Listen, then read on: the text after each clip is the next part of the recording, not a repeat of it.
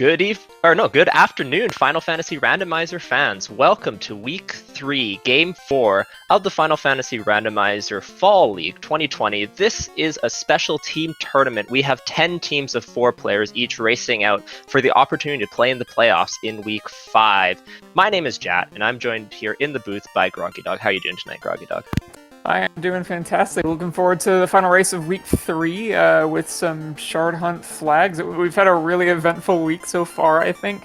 Some shakeups in the standings, and so I think we're going to have a real good time with the runners today. Yeah, absolutely. So a couple flags of note for this. We are in Shard Hunt, so the win condition, instead of killing the 4 fiends to go into the Temple of Fiends Revisited, now you have to collect 28 shards, and we'll see what they're called in this particular flag set, but they're going to be loose in boxes. We also have a total of 12 additional shards available from killing fiends, 4 for each of the 2 last ones, so sea and air, and then 2 each for earth and volcano. So Shard Hunt changes things up a little bit. What are we looking at for these runners here? Yeah, so I think what we're looking for is we don't have to kill all 4 fiends, and so it changes our routing a little bit. You've got to decide how quickly can I get the number of shards that I need, and how am I going to do that. Sometimes it's going to be checking places like Sky or Sea with the most amount of quick check chests for you. Sometimes it's going to be saying screw it to one of those and go to Volcano, hope for the best. Sometimes it's going to be an early Earth dive, or checking for weird tiles, or checking those random key lock chests just to get that last shard or orblet or whatever it's going to be today. But it does some really fun things with routing, because it makes you pick what is actually necessary.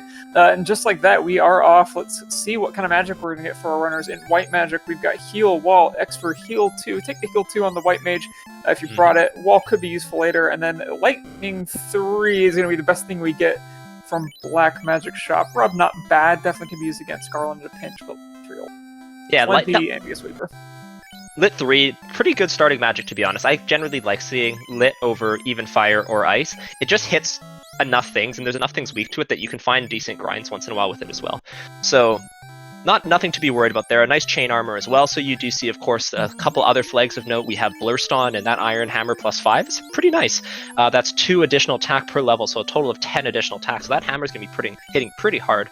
And then just quickly, as our runners go into the Temple of Fiends for the first time to go fight Garland, I will quickly run through our runners. So we have, in the bottom left, Darren Dries of Team Cheese Fries. In the top left, we have Static Pulse of the Breakfast Club. In the top right, we have Jay Shadell of Team Quack Attack, and in the bottom right, we have Burt Reynolds of Team Costa del Soldiers. So good luck to all of our runners, and hopefully we have a good race today. Yeah, gonna get a nice little gift right off the bat. The first chest check in Topher is gonna be an Orblet. Let's see here, Burt Reynolds already resetting out of a mandatory encounter. Gonna find that Orblet and head up to these chests in the upper left-hand corner, not before a couple bones come and bug him. Let's see what we're going to get from those 2 chests. I think these are easy checks that you hope. Another Orblet and 457 gold. So sometimes you want to see more gold, or at least an item that you can sell there. That's not an amazing amount. It helps you get to Provoca and make sure you're good on spells there, but not much else. But having 2 orbs right off the bat, not so bad.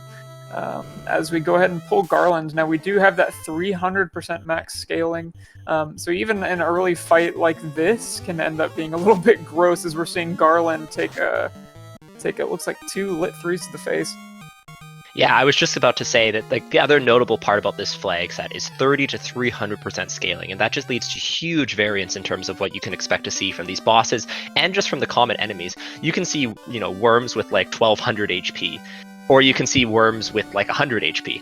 So things are all over the place. And these runners, one of the keys to this flag set, especially for the players who are running a black belt, is figuring out which grinds are good. Because there are going to be very, very good grinds and very, very bad grinds. And it's not just based off how much EXP the enemies are worth. It's really about getting a feel for how strong the enemies are in this particular scaling.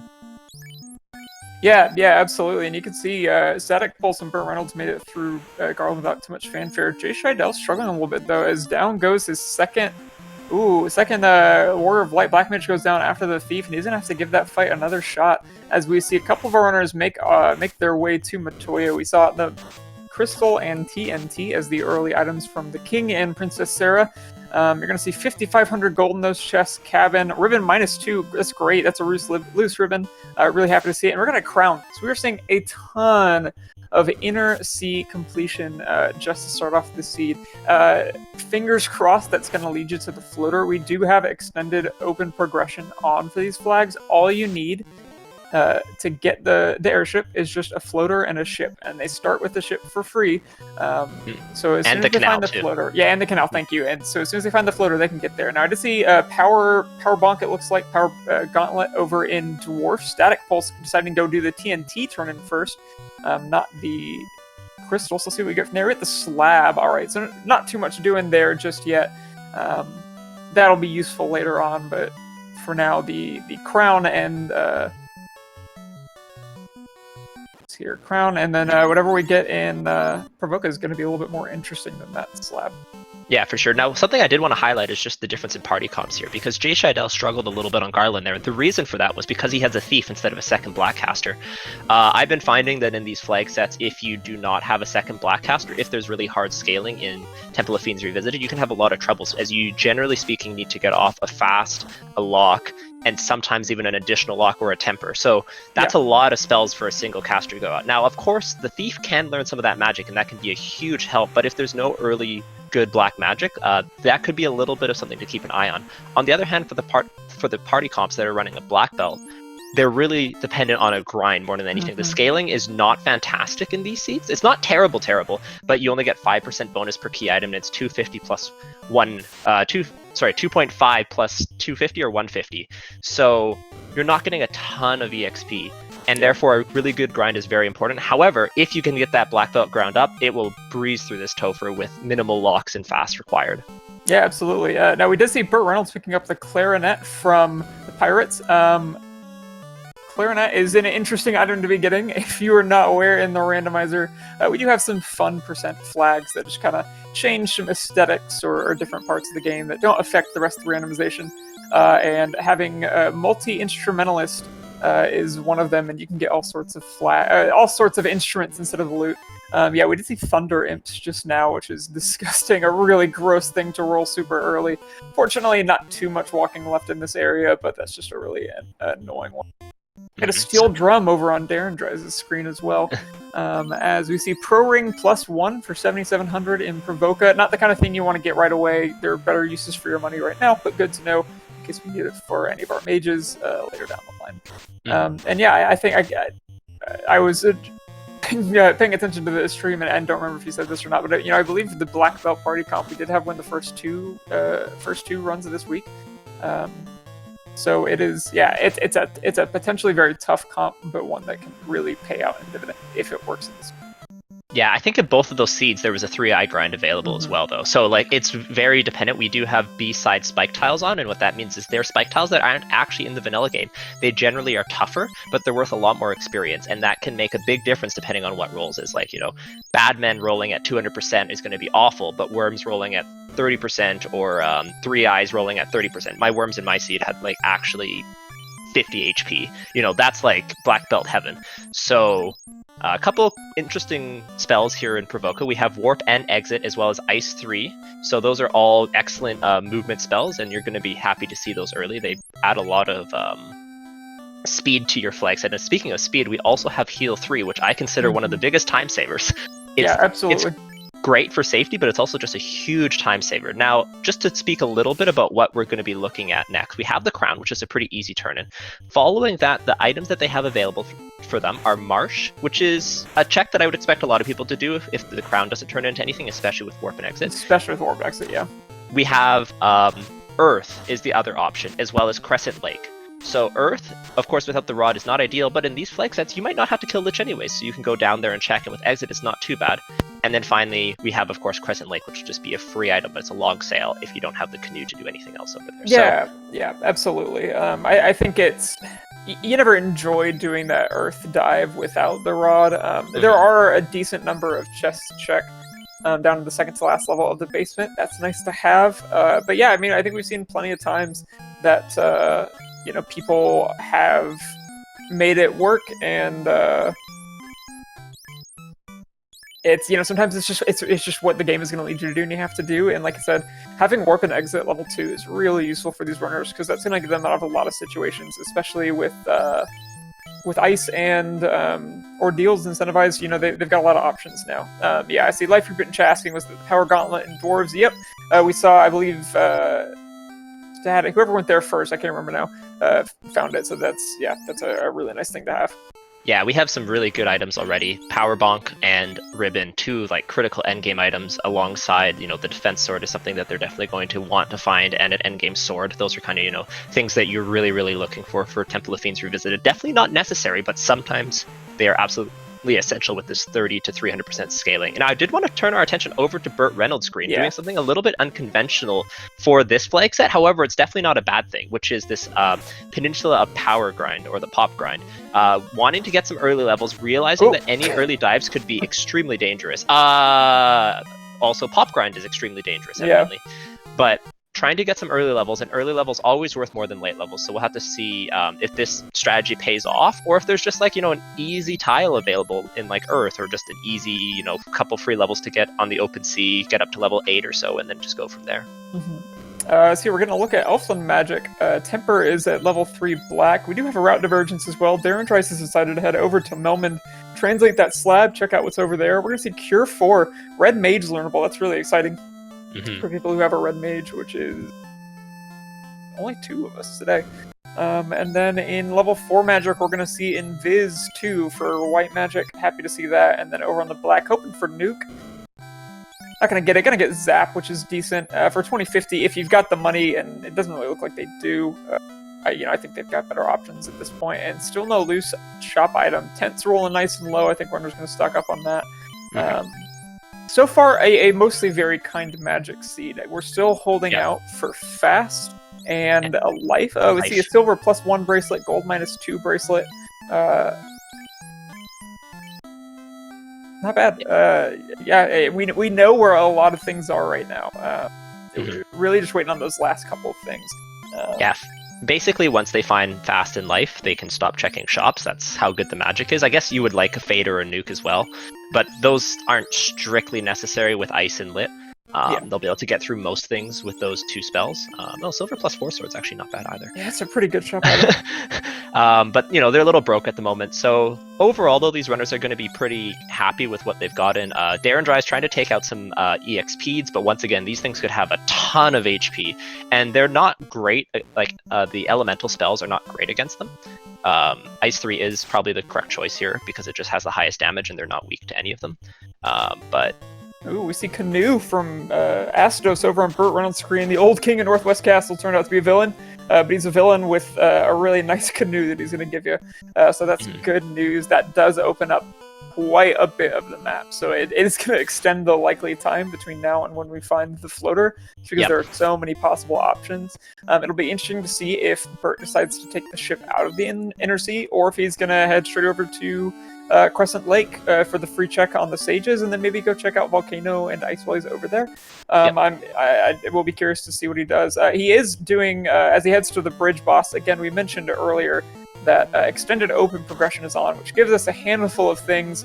Ship dock south of the Mirage Tower, gives us the ship dock south of the Ryukon Desert where you get the floater. It also allows us to walk across that bridge or canal between Dwarf Cave and Northwest Castle without needing any. You don't need even the canoe to get past. So making full use of that. Gonna find the slab, not too happy about it, I have to assume. But again, at least it's the +5% EXP gain. And we're seeing Static Pulse go ahead and make the first Force Drive. Yeah, so a couple key notes here is that the big decision that's going to be coming up if they don't find the floater basically for free, and if the floater's not in Marsh or Crescent Lake, the runners are going to have to make a decision between North Continent and South Continent, the classic Volcano Ice versus Ordeal's Waterfall decision. So that's something that you're going to have to keep your eyes peeled for. Otherwise, I did want to play a little game with chat here. So we have had the floater in Sky 3 out of 3 seeds so far this week. This is not guaranteed by any stretch, and in many cases it is the worst case scenario. So I would like some votes in chat. Who thinks it's going to be a Sky floater, and who thinks it's going to be not Sky floater? So put in Sky or not Sky in chat, and let's see what people are voting for.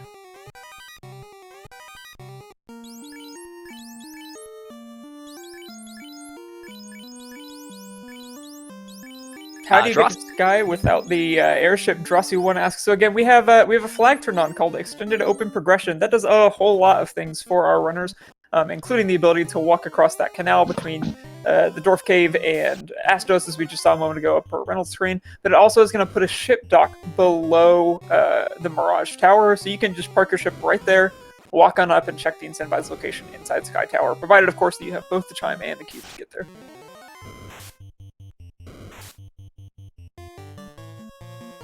Nothing doing too much for Marsh from our runners so far. Seen a pro ring, and that's about it. Got to be a little bit frustrating.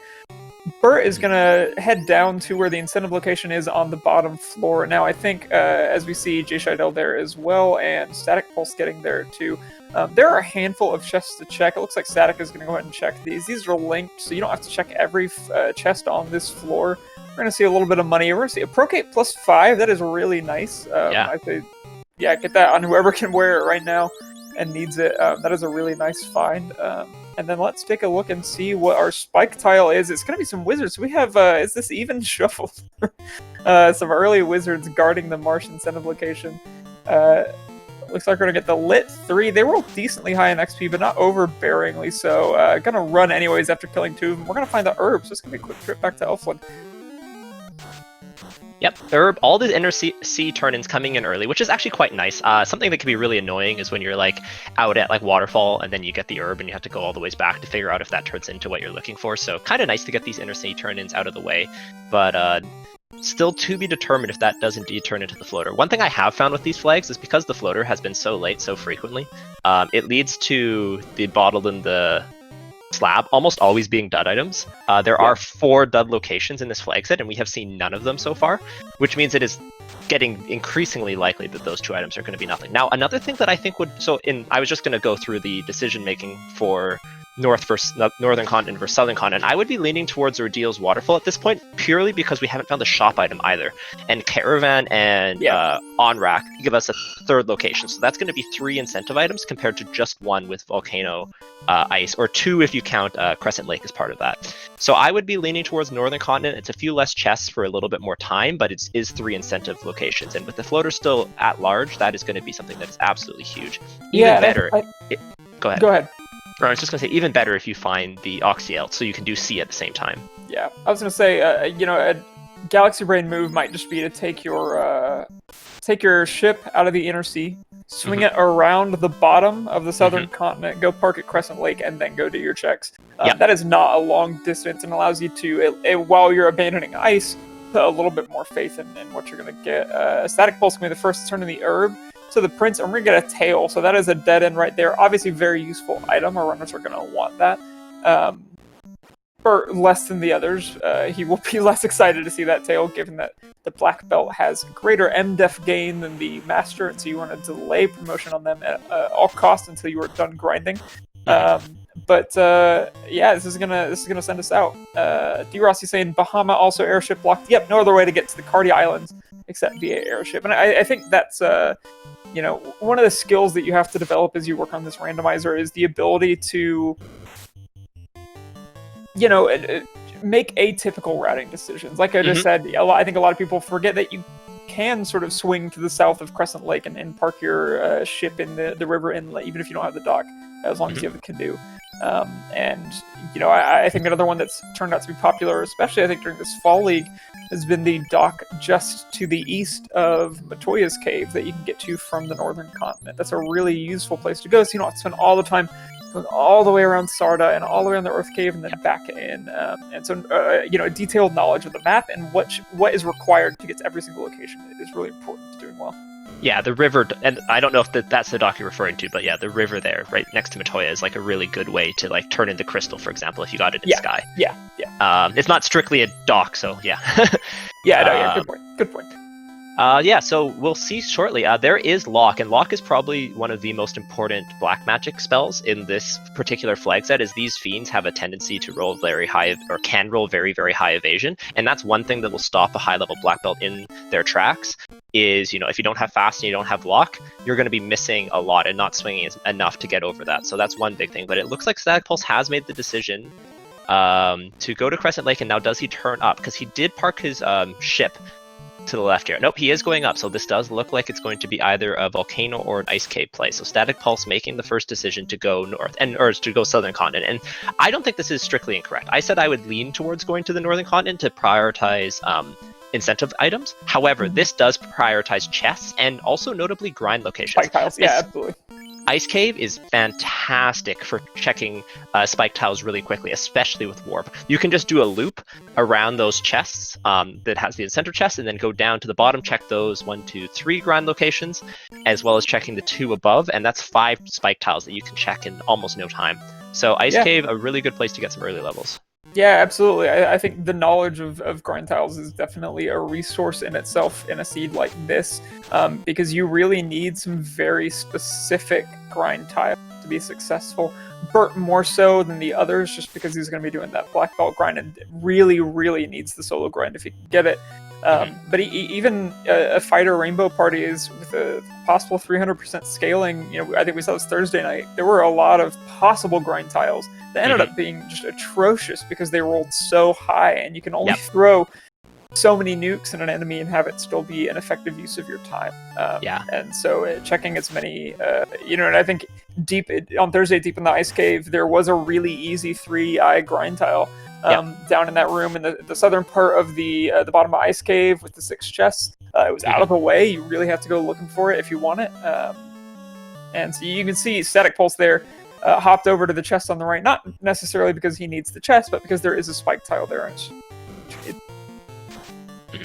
Yeah, for my teammate Sir Linkalok State, I know he's planning on running a black belt, so I'm hoping, crossing my fingers here, that we have a good grind. But oof, those are some nasty undead packs, cracking down that whole party.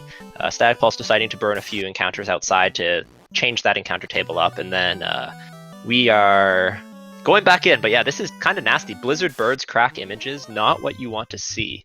Yeah, this isn't just like 300%. This is just bad RNG on the skills. I did want to note as well that our fantastic trackers for the evening, or afternoon, I always call them at night, Ale and Rojo. Ale has pointed out that there was life in Crescent Lake in slot 3, so that is both White Mage learnable as well as Red Wizard learnable. So that is a pretty good location for that life spell. However, it may be slightly limited in terms of how many casts of it you have if you only have a single white caster. So that's the only issue with life at level 6. Yeah, at least you know where it is now. It's better than level 8 magic, but not what you want to see. And we get the Oxyale from Ice, so that is going to point us even more towards the northern continent. This was just kind of the final word. Now, this could potentially save Static Pulse and Bert some time in the long run. Don't know exactly how this is going to play out, but if this leads to a floater in Sea Shrine, pretty good. I wouldn't want to... I think it is very much still too early to even bother with Kraken, even provided you find a decent spike tile coming up soon. And so there is, the gamble of, do I want to potentially have to dive Sea Shrine twice and, not kill Kraken this time, just go to the mermaid floor, get the item, get out, especially with exit, you have that option.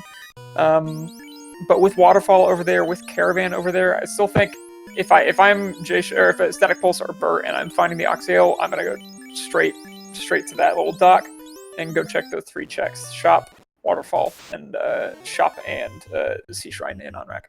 Yeah, I'm debating if I would do Volcano first, just to get all that like super chest dense armory, and even the Agama floor is pretty good. But yeah, outside of that, I definitely agree. It's a little bit unfortunate for some runners that the Oxyale is split from the southern continent or the northern continent. With if it's in like Ordeals or Waterfall, that's always nice. But it does look like all of our runners on stream are deciding to go this route first. I think it's the natural path with Canoe and Crescent Lake, so I can definitely see why they kind of just lean towards the, hey, I'm here anyways, might as well go check some items, check some grind tiles. Yeah, it's interesting. I'm not sure I would have made this play, but again, we're gonna have to see the Oxyale may be exactly what you need. You're gonna find one Orblet. I haven't done a lot of chest checks in general so far. Didn't find any Marsh. That's the first one I think we've had here in Ice Cave. Gonna take out that nasty Squint Grimp here on the spike tile. Copper -5, really nothing doing in Ice so far. You're gonna have to hope that the Oxyale doesn't lead to a dud, otherwise this is just gonna be a huge waste of time. Yeah, the only nice thing about the Oxia is I think Mermaids is probably the best location in all of Shard Hunt. Like, Mermaids is just free. In this case, it's even better because it has an incentive location. I was actually a little bit surprised to see that C was incentivized instead of Volcano. And the reason is just because C is traditionally just excellent in Shard Hunt regardless. So now it's double excellent because it has Kraken, who's one of the easier fiends to kill if you have Brack. It has Mermaids, which is even more. And then it has also an incentive item, so C is just like hugely valuable in this particular flag set.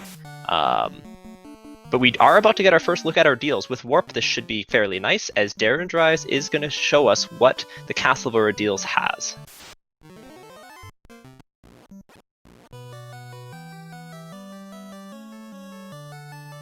Oh, and it looks like Static Pulse just wipes out of ice right at the end. That is so tough. Oh, and he's going to be welcomed with some Paralyze. Oh, that's awful, man. That just eats you up, because you know, like, you didn't see it for so long, and then you do, and it's the one time you really, really don't want to. Yeah, I think he may have... I don't know if he was finished clearing it, but it looked like he took a few extra...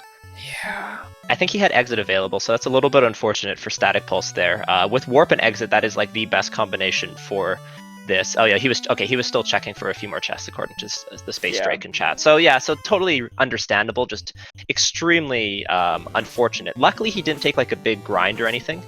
That's the one advantage. On the negative side, there was no good grinds in here, so Ice K pretty much empty with the exception of the Oxia, which of course could be huge, and 2 shards it looks like. Yeah, like I said, I think this is the only like silver lining you see to this is Static Pulse is not going to bother with anything else. He's going to use the Warp trick, go back up here, check this very last spike tile. If he hadn't checked it before, I can't remember, and then he is going to get that Oxia and get out.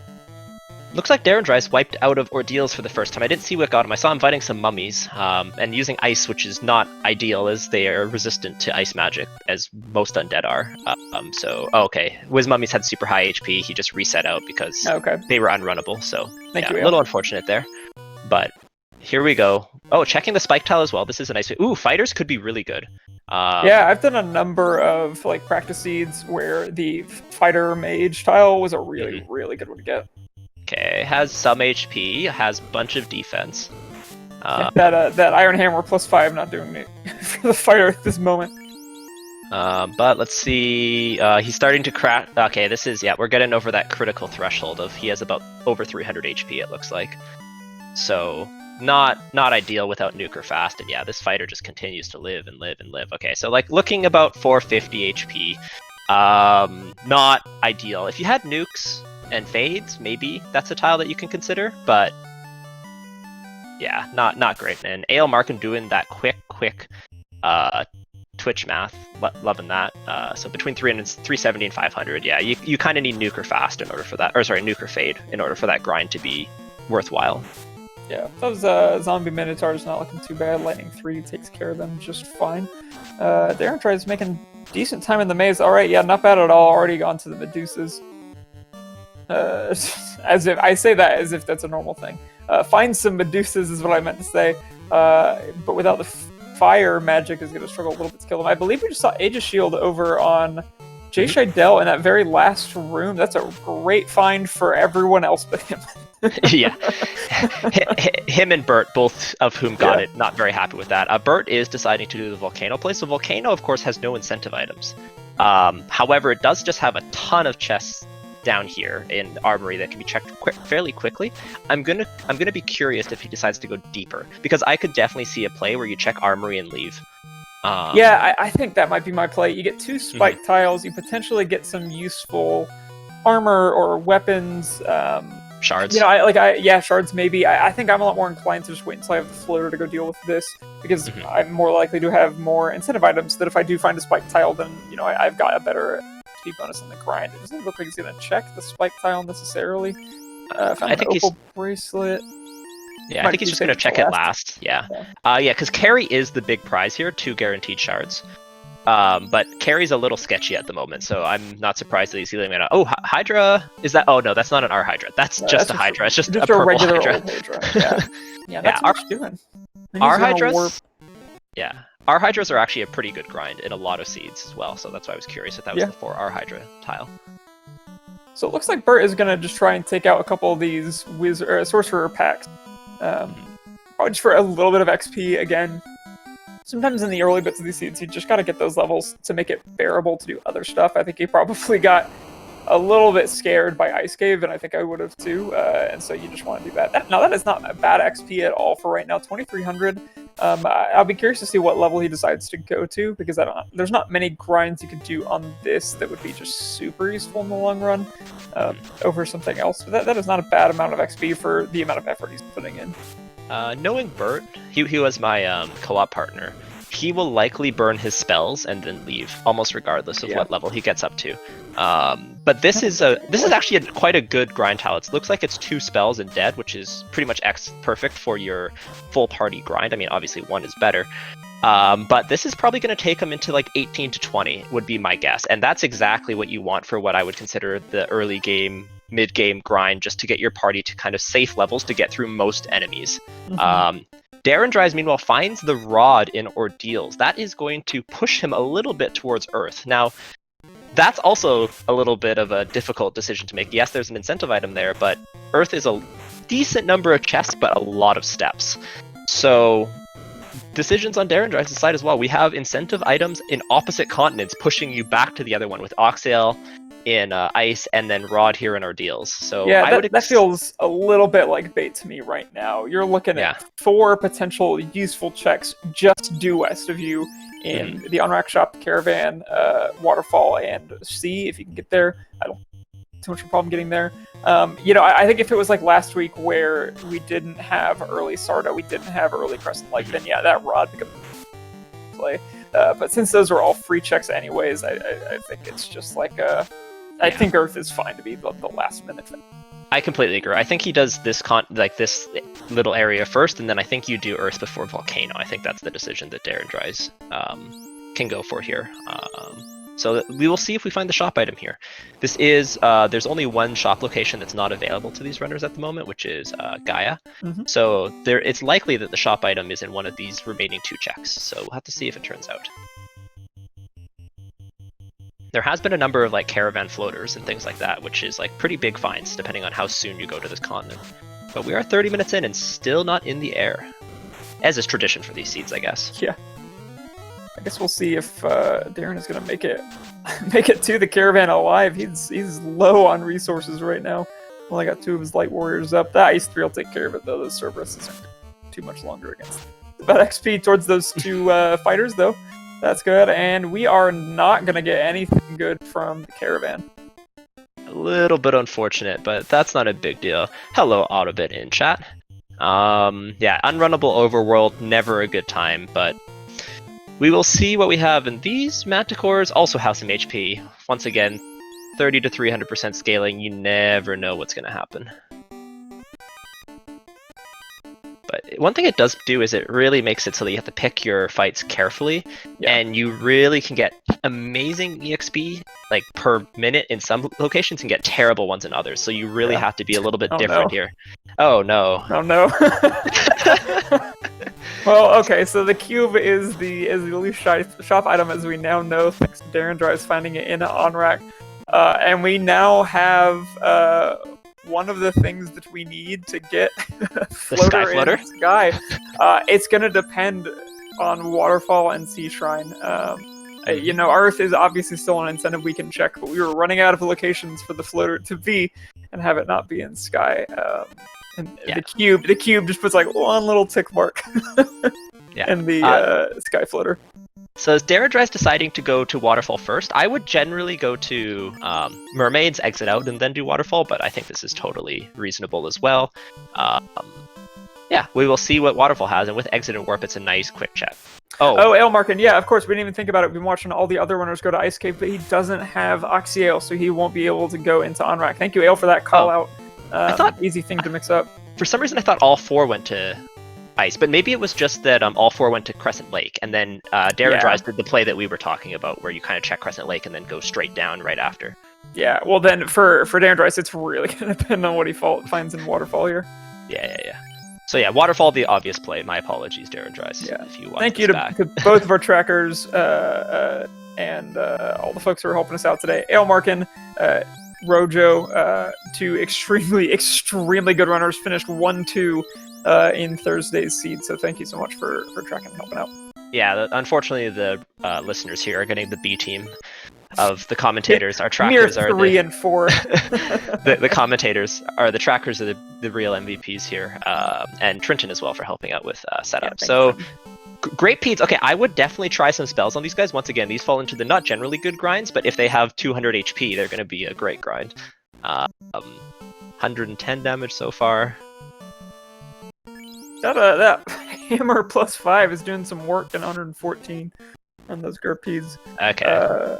They're too high, unfortunately. Yeah, they have over 300 HP, over 400 HP. Yeah, and so they're hitting decently hard too.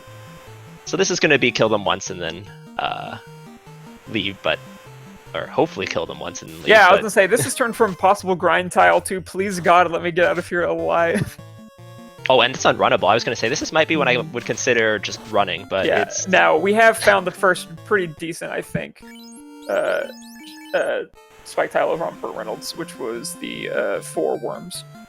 That could be great, or it could be terrible. Yeah, because those worms can have so much HP. Burt does know, though, that those worms are extremely juicy XP, and he's going to test them, but worms are not great initial grinds. In most cases, they're too tanky for basically anything without nuke or fade. With just the non-elementals, it's going to be really painful. Oh man, Darren Dries just escapes by the skin of his teeth. Yeah, heal up just in case you get a random encounter. He's going to be okay to... Does he not have life? Oh no, he's Red Wizard only. Yeah, of course he doesn't have life. X-Cal -5. Don't like seeing that. You get an Orblet, some money, and Ruby. Titan is not incentivized. Sarda is. So this is now even more interesting. We're going to find out some information from Burt here very shortly. Burt, who I think we didn't really comment. Very interesting play to go straight to Earth from where he was. Finds a white shirt +2. That's exciting. Gonna give you the free cast of Invis too, but also decent armor for the White Mage. Yeah, it provides both excellent armor as well as resistances, so really can't complain at all about a white shirt. Another really nice item to have. Invis 2 is relatively low level in this seed, but in seeds where Invis 2 is a little bit higher, that white shirt has like huge value in terms of just saving casts of Invis 2. And even better, you can put it on someone who's not the White Mage, and then you can have the double evasion stacking happening much faster, which is also a really nice play.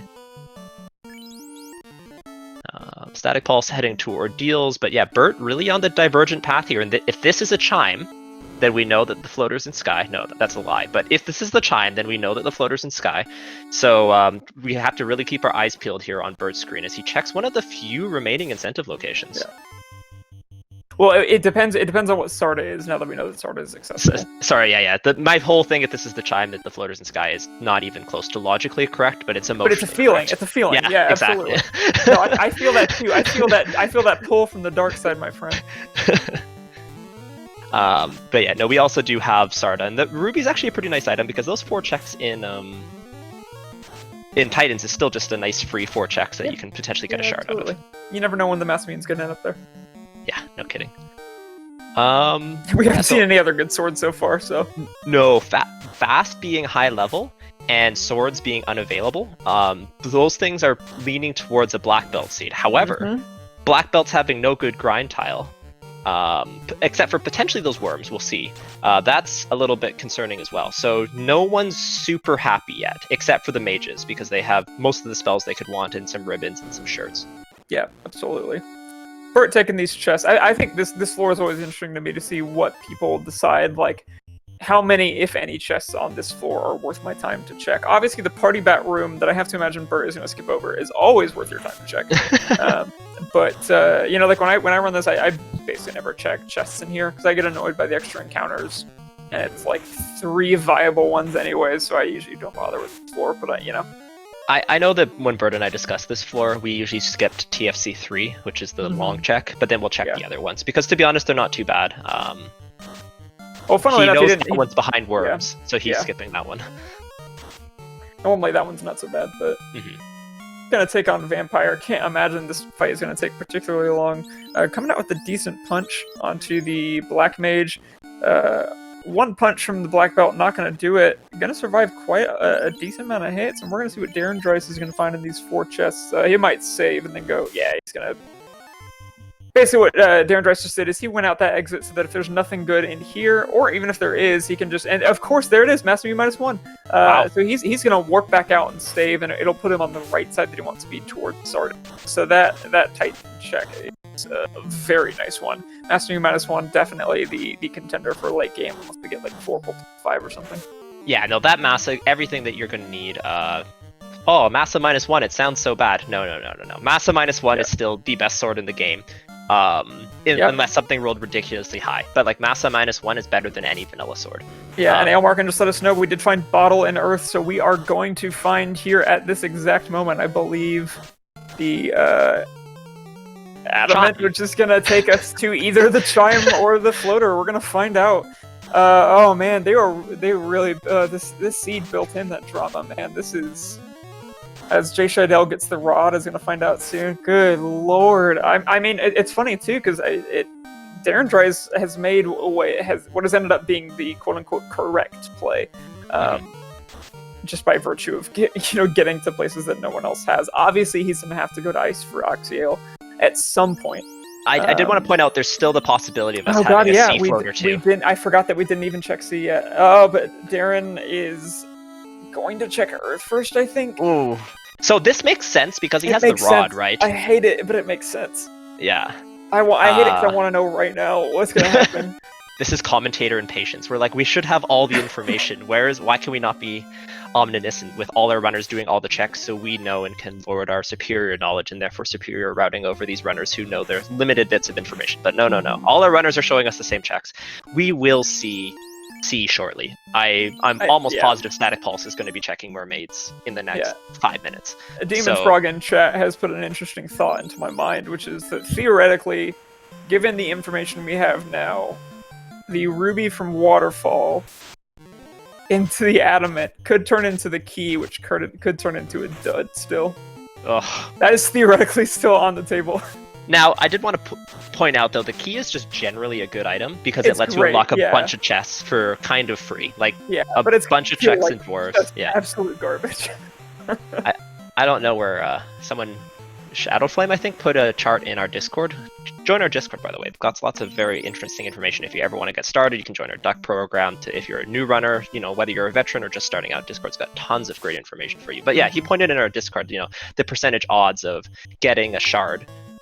Essentially, depending on the number of chests you open. Key gives you like 7, 8, 9, 10, 16, like 20-ish chests for fairly free, as well as a few 3 spike tiles. So that's just like a couple free shards basically, as well as a couple extra spike tiles. So the key's just a good item, never mind the fact that it's also got an incentive location tied to it, which of course could be a dud, as we still have found 0 duds. We found 1. It was Crescent Lake was just money. Oh, right. My apologies. Yeah, that's so, the only we still we have found, though. 3 out there, and we only have a few locations left. But I think Burr is going to be our first runner to head into the Sea Shrine, if I had to guess. He's going to check Magic first. We're going to see what's over here. Still haven't seen Fast. Going to pass on that. Harm 4 for now. We got Brack. So, Onrak wisely giving you the tools to defeat the monster that's haunting them. Getting a little bit blocked there, going to the most beautiful inn of them all. Unfortunately, it's so out of the way that you can never go there, but it provides you privacy, which is really important when you're speedrunning. And he will definitely check mermaids first. Sometimes there's a big debate on, do you do Kraken side first or mermaids first? In this case, it's just mermaids first and sometimes mermaids only. Exactly. We'll have to see if he decides to go left side as well. He's kind of on the border where he could do it, but I'd say it's pretty sketchy, especially considering he doesn't even have like the Masa, for example. Yeah, exactly. I think normally I'm a left side proponent, but here there's a point. You can always come back. See, Bert doing another smart thing here, just checking if the waters have HP, and it looks like they don't. So, well, they have some, but ice is super effective against them. So he's, debating taking those water fights. Meanwhile, Darren Dryce has a big pack here. If these don't have a lot of HP and they have a bunch of Lit 3, this could be something that gives you a bunch of EXP here. Yeah, it's not a bad tile at all. Oh, sharks have like 400 HP, and those Wizahags have no health. So yeah, this is a great fight. You want to take this as many times as you can. No, I don't think this is a spike tile, but this is just something that he will want to continually take if he can. Gonna whiff on that massive immune swing though, that's a bummer. Yeah, I got lucky with a crit, it looks like, on his first swing of the Sharks, but they still have like less than 400 HP. Yeah, 4,000 EXP, super nice. Oh, that was a spike tile. Oh, that's a really good spike tile. Yeah. I would be taking that a bunch of times here. Burt Reynolds giving us our... Oh, sorry. Burt Reynolds giving us our first look at mermaids. Wanted to point that out real quick. We did see a pro ring. We saw some money, and we are now going to see what the incentive check is back here. We're going to get 4,086 gil, werewolf sword +1, and a dud. It's a dud. The adamant is the key. Sky is coming. Oh, I can feel it in my bones. It's going to completely depend on what Darren Drives finds at the adamant. Oh my god. This is... we got a loose bridge up there in Chase Shidell over in bottom. I don't think anyone had checked that yet. Just discussing. Yeah, I mean, Ailmark and our tracker thrown in chat. Adamant is either the key, the chime, or the floater. What do you guys got?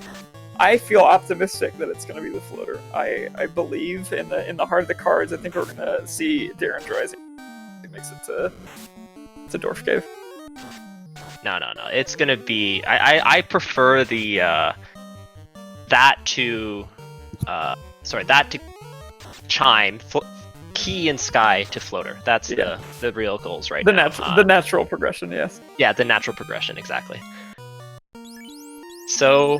yeah, Burt Reynolds did exit out, decided he's going to burn a few encounters. There seems to be a nice run in there somewhere. And then he, did not do left side, and I completely agree with everyone's assessments. Maybe if he had Brack, we have enough Invis 2 cast that I would be kind of feeling okay at level 20 to go against Kraken with, like, if you had 10 casts of Brack or something like that, just get your Invis up all the ways and then just Brack him to death. But with nothing else, no Massa, no Sword, potentially 300% Kraken one, definitely wise to skip for now.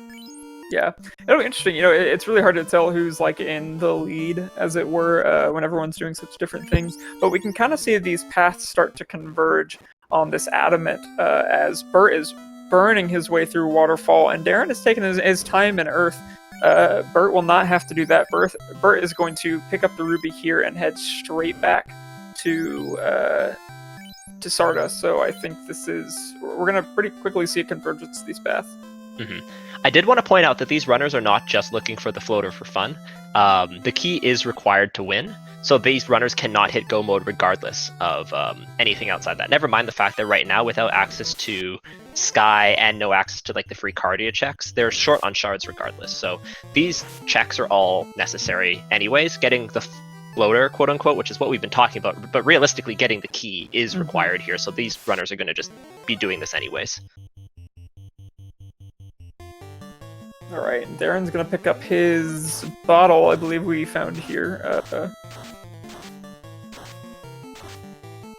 Got some decent XP on that fighter, looks like. Got a 2-mana going down to Lich, it looks like, which I think is fine. I mean, I guess we'll see if he commits to it or if he's just gonna stop a little bit early. I really like the first room in here at the top of the room. Not hard to get to. Lots of chests. You can skip all the spike tiles or check them depending on what you need. And then if you want to go get those 2 shards, take on Lich, go for it. Otherwise, just exit back out. Yeah, I would definitely be checking this top one, warp out, potentially even checking the bottom set of chests in this room, and definitely taking on Lich at this point. Yeah. Lich is... Ooh, Thunder Imps! Come on. Oh god, they have Squint too. Welcome to the show. Oh no. I think this red mage has a ribbon. Yeah. He doesn't have life though, so I think you check these chests to get the heck out. Yeah, I agree with that now. That's kind of unfortunate. He does have a Masa. He could equip this level 21 red wizard with a Masa. Don't do it. You've grinded a little bit. Don't do it. Do it. Do it. Do it. Sunflasher asking, Sarda was bottle? I thought no. Sarda was actually adamant. Bottle was earth. Yeah. Yeah, that red wizard, of course, there's no mistakes there by Darren Dries. He could not have had life on that red mage, as it is red wizard only, so Darren Dry's getting out of dodge, got a bunch of checks, but did leave with the rod and not being able to get those 2 free shards from Lich. So a little bit unfortunate, but there's no way he's ever going back there. There are a total of 44 shards in the seed, and you only need 28 of them. So no problem at all leaving potentially a maximum of 5 shards in the bottom of Earth. That would be... Time, Jeff. Oh, is it time? It's time. If you haven't placed your bet, it's Chime Floater Key. Place your bets in chat real quick. Come on, Chime. Floater. All right. Oh, so the dream is dead. Finally granted us a little bit of kindness. Our runners are gonna get the adamant to the floater. Bert not going there yet. He is going to check out Ordeals first, and not gonna like quite as much what he finds there. Floater is going to lead us to both the bottle and slab checks, which we have both of, plus the tail turn-in at Bahamut to get the promoted classes, and will also finally allow access to...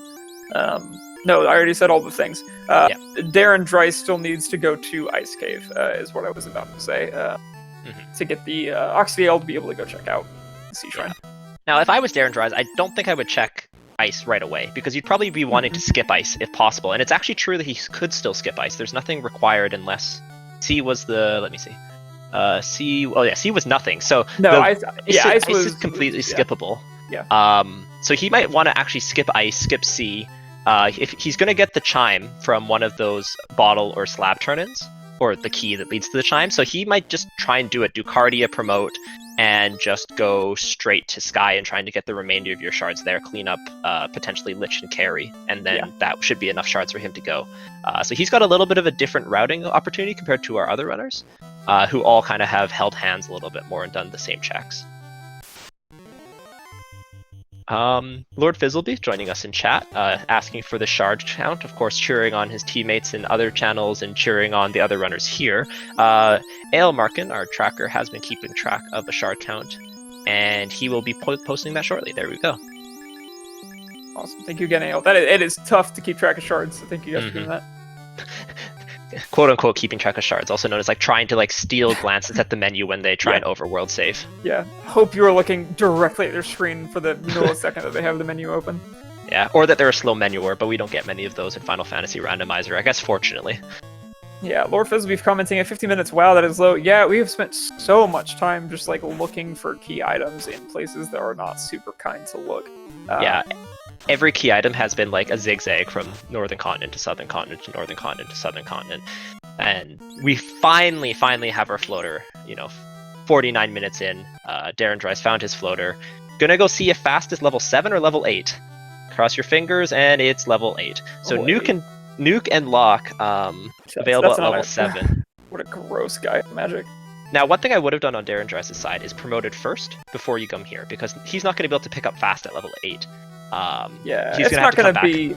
Oh, but he has the end of the world. He has a black belt. I forgot. He's got to do his grind first, so he has a black belt, so he doesn't want to promote. Oh, that's right. I keep thinking he's running a thief, but yeah, that second fighter in there is indeed a black belt. Yeah, so he will be holding off for good reason, but that does mean that Fast is going to be either level 8 here in Gaia, or when he goes to Lefane, he'll check that, and if it's not there, he knows it's here. Yeah, Bert's got the bad news that Ordeals is rod, as we find out that Darren Dryce gets the good news that bottle turn-in was required as you get the key, and he's going to go hopefully promote and then go check Canaria, or might check Canaria and then go promote. See. He's still not, once again, black belt, so he's likely to... Oh, right, yeah. We literally just said that, and then my brain was like, hey, do you remember that thing that we talked about? I mean, he's going to Cardia right now. Cardia, a bunch of free chests, gets an orb right away. This Cardia check already worth his money. Sometimes you might skip the slow one, which is the middle one, but he's definitely going to check the 6 or 7 chests one, because that one's nice and quick for its chest density. But he's likely to just check them all. So he'll do these, he'll do the key locks, and then he's got some decisions to make, because he probably gets the chime from the key. It could still be the slab turn-in, which would be a little bit unfortunate, but he probably gets the chime, and then I think your next play is probably Sky. Lots and lots of chests in Sky, likely to be hiding a ton considering how few shards we have right now. Yeah, he's got a couple orbs out of this. This isn't too bad.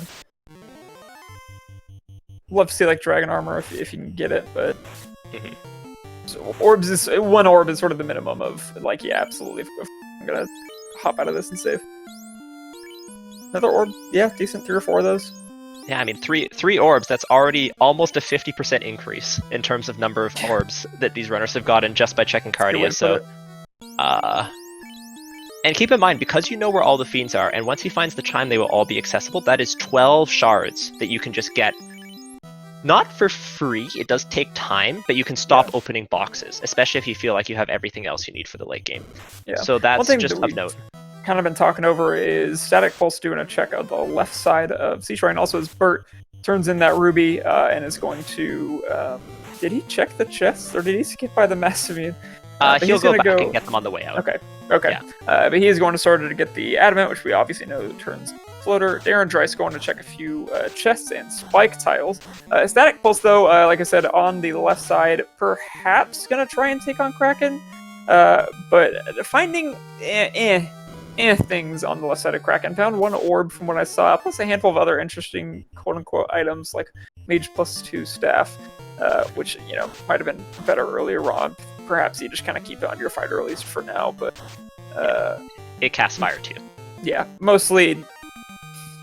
meh, left side of Kraken, but it looks like he's going for it, so I'm curious to see how this is gonna go.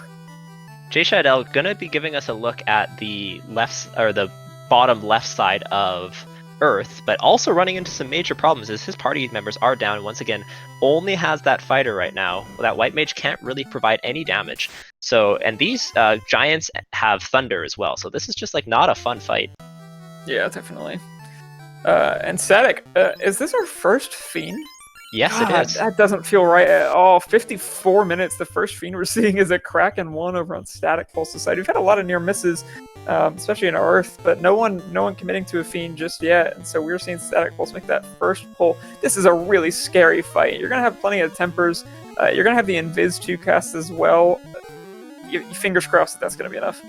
Yeah, the hope here is just go up to max evasion and then just take your sweet, sweet time. It's definitely a doable fight. No question about it, but his red mage doesn't have Invis 2. I don't know what slot that was in, so it might not be possible, but... Oh, okay. Also, 30 to 300% scaling means that sometimes Kraken isn't 300%, sometimes Kraken is 30%. Yeah, why the hell not? Bye, Kraken. Well, that's 4 free orbs that a lot of our runners are going to be missing out on for a while. Yeah, man. Jumps into an orb lead. Congratulations. That's so funny. There's a free ribbon and an orb down in Dwarf, so very much worth it to check that. That was so funny. We built it up so much, and then it was just nothing. And yeah, I mean, that's these flag sets, right? Like, people keep talking about it. You know, sometimes Topher is going to demand that, like, you were 40 across the board, or don't even think about stepping foot in here. And sometimes it's like 21. Yeah, go for it. Like, why not? Yeah, Bert likes to say that this is a flag set where, do you want to know if Kraken has, Chaos has 600 or 6,000 HP? Find out in 2 hours. Basically, yeah. Nothing in the bottom left, but J-Shuttle is going to be going in for 2 more orbs from Lich. Worthwhile now that you're all the ways down here if you have any safety. Yeah. Sunflash Rune saying in chat, what I would have thought, yeah, I'm not going to try Kraken 1 until I'm beefy. Yeah, I mean, I would not, yeah. Of note, most of us would not have made that play, and we would have been wrong in this case. Yeah, Bert in the air, gonna be checking out for Life 2 and Fast, and there's Fade, and there's Fast. Yep, there we go. Level 7, 8, like, so we had good enough early magic, but like the really, really good stuff, all at level 8. Or 7. Nuke, Fade, Fast, all 7, 8, which, I mean, that's kind of vanilla of the game, I guess. Yeah, now we are seeing what is perhaps going to be the seed-defining spike tile, based on what we've seen so far in Whizbamp and Vamp on Darren Drive's side, and that is going to be a Temple of Fiends locked by the key. That is a great place to beef up your whole party. And they have no HP either? Or I didn't see the whole fight, but I just saw like Fire 3 go out and they died. Yeah, it looks pretty low. I think he's just gonna check these chests. We'll see how long he sticks with these. You know, it was a little bit less XP than I anticipated, at only about 3,400 for that whole pack. 3,400 for a 4-person party is a really good tile, though. It is, but you kind of... Yeah. Oh, thanks, Life Reboot. Life Reboot rocking everything, as usual. Life Reboot, I appreciate you. Yeah, he's gonna take this fight again happily. Gotta check the 2 chests up here just in case they have something good for him. But yeah, this is a good place. I think, you know, like there's a point to be made as Bert finds junk over at Elfheim. So that means that the chime is at Canaria Castle. Yes. Yeah, I think there's a case to be made for Darren Dry. Sorry, I was about to just like grind this like low 20s, mid 20s, and then see if there's something better up there. I don't think that's the worst idea. He still hasn't been to ice. He hasn't seen that's nothing yet. So it'll be kind of interesting to see, you know, what he decides to do with this. Yeah, this is not the ideal black belt seed, I would say, but it's not been terrible. Fighter's looking pretty good though, because you have the Masa, not great armor, but like the spike tiles have mostly been like group grind ones in terms of like there's nothing unless those worms are low HP. There's nothing that like they can take easily just as a solo because you need to take out like 6 wizards or 6 vampires, which is a pain. So we'll have to see what he decides to do. Now, Darren Dries has the very interesting option of just like danning his black belt or keeping his black belt just with the rest of the party and just using him as a meat shield essentially for his fighter who's going to be his primary damage dealer. So we'll have to see what Darren Dries decides to do. But the other runners are kind of like, you know, set in their path. Some are going to have a fighter, which they might do a whole party grind for. Jay Scheidel basically has to go, or sorry, Burt Reynolds basically has to go black belt or bust because he just doesn't have the non-elemental spells to get through Temple of Fiends Revisited without that black belt being powerful. So we'll have to see what he decides to do. And there we go. Almost an hour in, we have our chime, and we will be seeing Sky very soon, I have to imagine, on Darren Dries' side. Yeah, I think he knows now that Ordeals is either at the Elves or it is at Ice. He's going to bypass Ice and go check out, looks like, some spike tiles in Volcano. Yeah, I think at this point he knows he's in like no mode. He just needs to figure out where the rest of the shards are, so he's just going for a Fiend plus shard density. And he's kind of shown with killing you know, various other things that, you know, he's here for some shards. Now these sorcerers are worse than the Wiz Vamps tile, but still not bad. Like, you definitely take it once. And that Masa though, Masa and Black Belt, he's gonna be doing some really solid damage. And the nice thing about having both as well is that he does have a pretty decent backup. Yeah, definitely. Temple of Fiends. He is not gonna have, unfortunately, a real means to get them both going though. I think he's gonna probably have to choose. Yeah, I mean, he's just gonna have to pick, and that kind of sucks. But maybe just like put some armor on your black belt and throw it up front. Hope for the best. So Burt finding this Wiz Vamp tile. He got ambushed. Take a beating. I hope he takes it again. Yeah, he is, because that tile's pretty good, and he has to know that he has Fire 3s. Yeah, so when he doesn't get ambushed. Oh, did he not buy Fire 3? Oh, he did. Yeah, there we go. So yeah, he's got to know that this is a good tile for him if these don't have a ton of HP, which they don't. His black belt makes it to that. If you got some turn order. Good lord. Alright, I guess take some levels on your mages. Revive, come back out. Ailmark, I'm wondering if the Gershark Wizzahig tile on Earth is better than Wiz Vamp. Yeah, I think it might be. It's less dangerous for sure. EXP is about the same. Those Gersharks had a little bit more HP than this Wiz Vamp does, but I think it's negligible. For one note is that Burt does have 3 casters of damaging spells here, so he only needs a little bit of turn order. Yeah. But much more dangerous. I think it's mostly fairly close to even.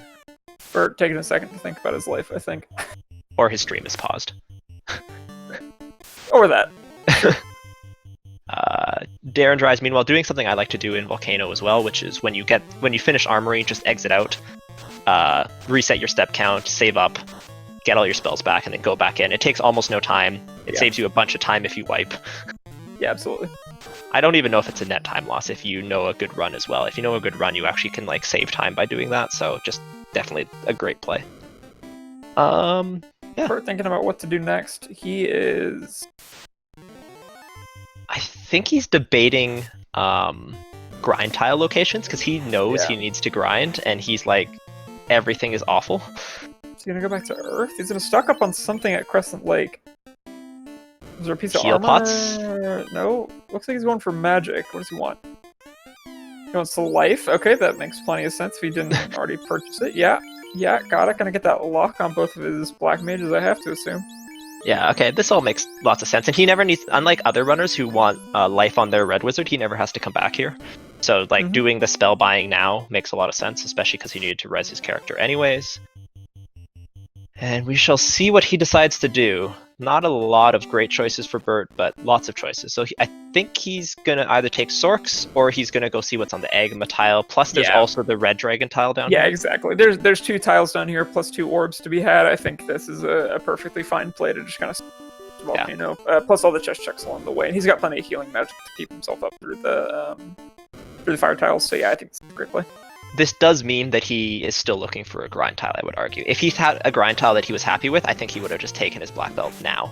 Yeah, I'm kind of curious. When we saw that worm tile, they must have rolled high because he never bothered with it again. I didn't even see him fight it, but ooh, that's a nice armor. Ice +2. We actually haven't found great armor for this whole seed for the knight, so that's plenty doable for Topher. Whoa, Darendry's. Okay, Darendry's not checking the Agama tile. That surprises me a little bit, but I guess he just says, you know what, this doesn't surprise me that much now that I think about it. This is Darendry saying, I am on the fighter plan. Yeah. Like, I am on the knight plan. My knight has a Masa. I don't need a black belt. My black belt can sit in slot 1 and get punched down like a weakling black mage. He might also be checking it right now, interestingly, because he's going to get it on his way to the incentive location. It's not incentivized right now, but he's going to get it on the way to the other spike tile, so he might have just waited to check it now. Interesting. I wasn't expecting him to... I'm not expecting him to check this location. Yeah, I don't know that he is. It was more just like a could be. Yeah, I mean, he's going that way. Oh, no, okay, he's just going to take that loft shortcut down and save some counters, so he's gonna say, yeah, I know where my grind tile is, and I'm going to take it back to Topher. On the other hand, Bert, I'm 100% confident he's going to be checking both absolutely. of them. Yeah, he's hoping for the 3-eye grind at this point. Yeah. Oh man, if that Agama tile is a 3-eye grind, it's going to feel real bad for Darendry's. Yeah. Not that he can't win without levels, to be fair. Like, he has the tools with 2 black casters and a fighter with Masa. Like, that's a 3-man party that could definitely win. Yeah, for sure. Oh, Carry coming out with Thunder, gonna put some hurt on the black belt. Fighter still doing fine, though. Red Mage still doing fine. Bert not liking whatever he saw on the Agama tile. I totally missed it. But he's gonna check it. Yeah, the fighter though, the black belt, sorry, doing his best white mage impression. Just casting invis every turn. Yeah. I mean, I like it, you know, like, yeah, just he's your tank and have him cast that until he can't. Oh, that's not a good tile either. Yeah, it's not. Unless they have 0 HP, but even then, I don't think I'd be very happy with this. Yeah, he's not having any of it. What spike tiles do we have left? There's one I think we haven't seen in Sea Shrine, and then there's one Topher. that we haven't seen in Sky. In Sky, yeah. And then I mean, oh man, that would feel so bad to just be so desperate to get all of your shards and then hope that the Topher spike tile is the one that you want. That sounds miserable. I will say that the black belt does have one thing, and that you could try the level 24 black belt strategy with the Masa. Not ideal. I think actually at the 24 it's about a trade-off whether the Masa or not. You could also see Bert doesn't even have that, but like other runners who have a red mage, you could see the red mage Masa with a level 24 black belt as a win condition. Because that's alternative. Oh, Demon Frog pointing out Marsh Locked. Man, you have to be super desperate to go check Marsh Locked Spike. There's 3 chests in there, I guess. No, that feels bad. Don't want to talk about it. No, that's when you do Sky. And Jay Scheidel finally getting his floater at the 1 hour and 6 minute mark. Whew, that's been a mean seed. And yeah, Darendry, see, this is Darendry's just committing, saying, you know what, the black belt's going to cast white shirt for the rest of this seed, and that's okay. Yeah. Because he's going to go promote, and that means his black belt is not going to be getting the magic death, and that's not an issue. I think that's fine. You have that option when you run this party comp. That's exactly why it takes it. So. Yep. So at the 1 hour and 6 minute mark, as our runners just kind of run around trying to get their shards, I'm going to give a quick recap of what's been going on. So my name is Jat. I'm joined in the booth here by Groggy Dog. Tonight we have, this afternoon, we have our 2 fantastic trackers, Rojo and Aelmarkin. You are watching Week 3, the 4th race of Week 3 of the Final Fantasy Randomizer Fall 2020 League, a tournament made up of 10 teams of 4, all fighting out for the playoffs in Week 5 for the championship in Week 6. This week we are looking at Shard Hunt. Shard Hunt, we're looking for 28 shards to get into Temple of Fiends Revisited. The Fiends are still worth shards. They need to open up a bunch of chests. They've got Amasa. This seed has been a bit of a interesting one. Lots of going back and forth between the continents. Most people started out getting the canoe fairly early, and many runners went to ice originally. Darren Dry's the one exception. He went to the southern continent after going to Crescent Lake and went to Ordeal's waterfall. That did end up leading, eventually going back and forth to the floater first, and he's been doing very well. Now, of note, for our black belt runners, of which we have Burt Reynolds and Darren Dry's on screen, we have not yet found a great grind. Also of note, Nuke level 7, Fast level 8, Pure 4, Heal 3, Temper Lock, all low enough level they have it. So Magic has been okay. At this point, the runners, who knows who's in the lead? Bottom 2 seem to be in the lead by a little bit, but they both need levels still. And outside of that, yeah, if you have any questions about what's going on, feel free to ask in chat. I hope everyone's been enjoying the race so far. Anything you want to add, Groggy? Quick shout out to the teams as well. Static Pulse, part of the Breakfast Club. Jay Shadell, part of Quack Attack. Darren Dries with Team Cheese Fries. And Burt Reynolds, part of Costadel Soldiers. We got 10 teams in the tournament, 4 represented on stream today. So if you got a team you're watching, shout them out in chat. I'm part of the Center for Competitive Forfeiting. Go the Quackening, who's not represented on stream, but Sir Link-A-Lot is our runner for today. Yeah, now I did want to point out actually that based off Ale Mark and shard count there, Static Pulse is at the magic number 18. Well, 16 is technically the magic number, but with 18 shards, he can clear the game without opening any more boxes if he so choose, because I believe he's only killed Carry. Yeah. So he could just go kill the remaining fiends and just be done if he wanted. Now he might choose to check. Wait, no. Static Pulse has killed both Lich and Kraken. Oh, right. Yeah. Yeah. Sorry. Darren Dries is who I meant to say. Oh, Darren Dries at 18. Okay. Yeah. Sorry, I said Static Pulse. I meant Darren Dries the entire time. Darren Dries could just go kill fiends from now on. So that is of note. That is kind of go mode for him. So we'll have to see how many more chests he decides to open. He kind of has everything he already needs. A defense sword would be nice. He's got 2 ribbons, I believe. Yeah, I think I would check every chest in here except for the spider floor. That floor is just a real time killer. Yeah. You know it's going to be a dud, but you get 10 chests right here. Even the next floor, or not the next floor, but the floor after the first one in Sky. Like it's a little bit long, but skip the bottom 1 and then take the 10 from the 2 sides. Like it's not that bad of a check if you throw out the 1. And then obviously you get to the floor. You'd think I'd know the numbers by now. I really don't. 14. The octopus floor is what I'm going to call it. But you get a ton of checks, very easy to check, especially if you have a warp. That is a blazing fast check. And our final on-screen runner is airborne at 1 hour and 9 minutes. So GG, God, good job, Static Pulse, on getting the floater. It hasn't been like the worst seed. It's just the kind of seed that makes you kind of groan whenever something new comes your way. Just like, please let this be over. It is. I think the shard hunt ones have, for me, been some of the most mentally taxing. Where it's an hour 15, and I could have swore that I've been playing for. Darren Dry's exiting out. He evidently does not want anything else to do with that, or he needs to go revive his party members. Oh, he doesn't have life on his Red Wizard yet, unfortunate. So yeah, he is. That will do it. Going back to get some more party members up. Also probably going to be picking up Lock, Nuke, and Fast, I would assume.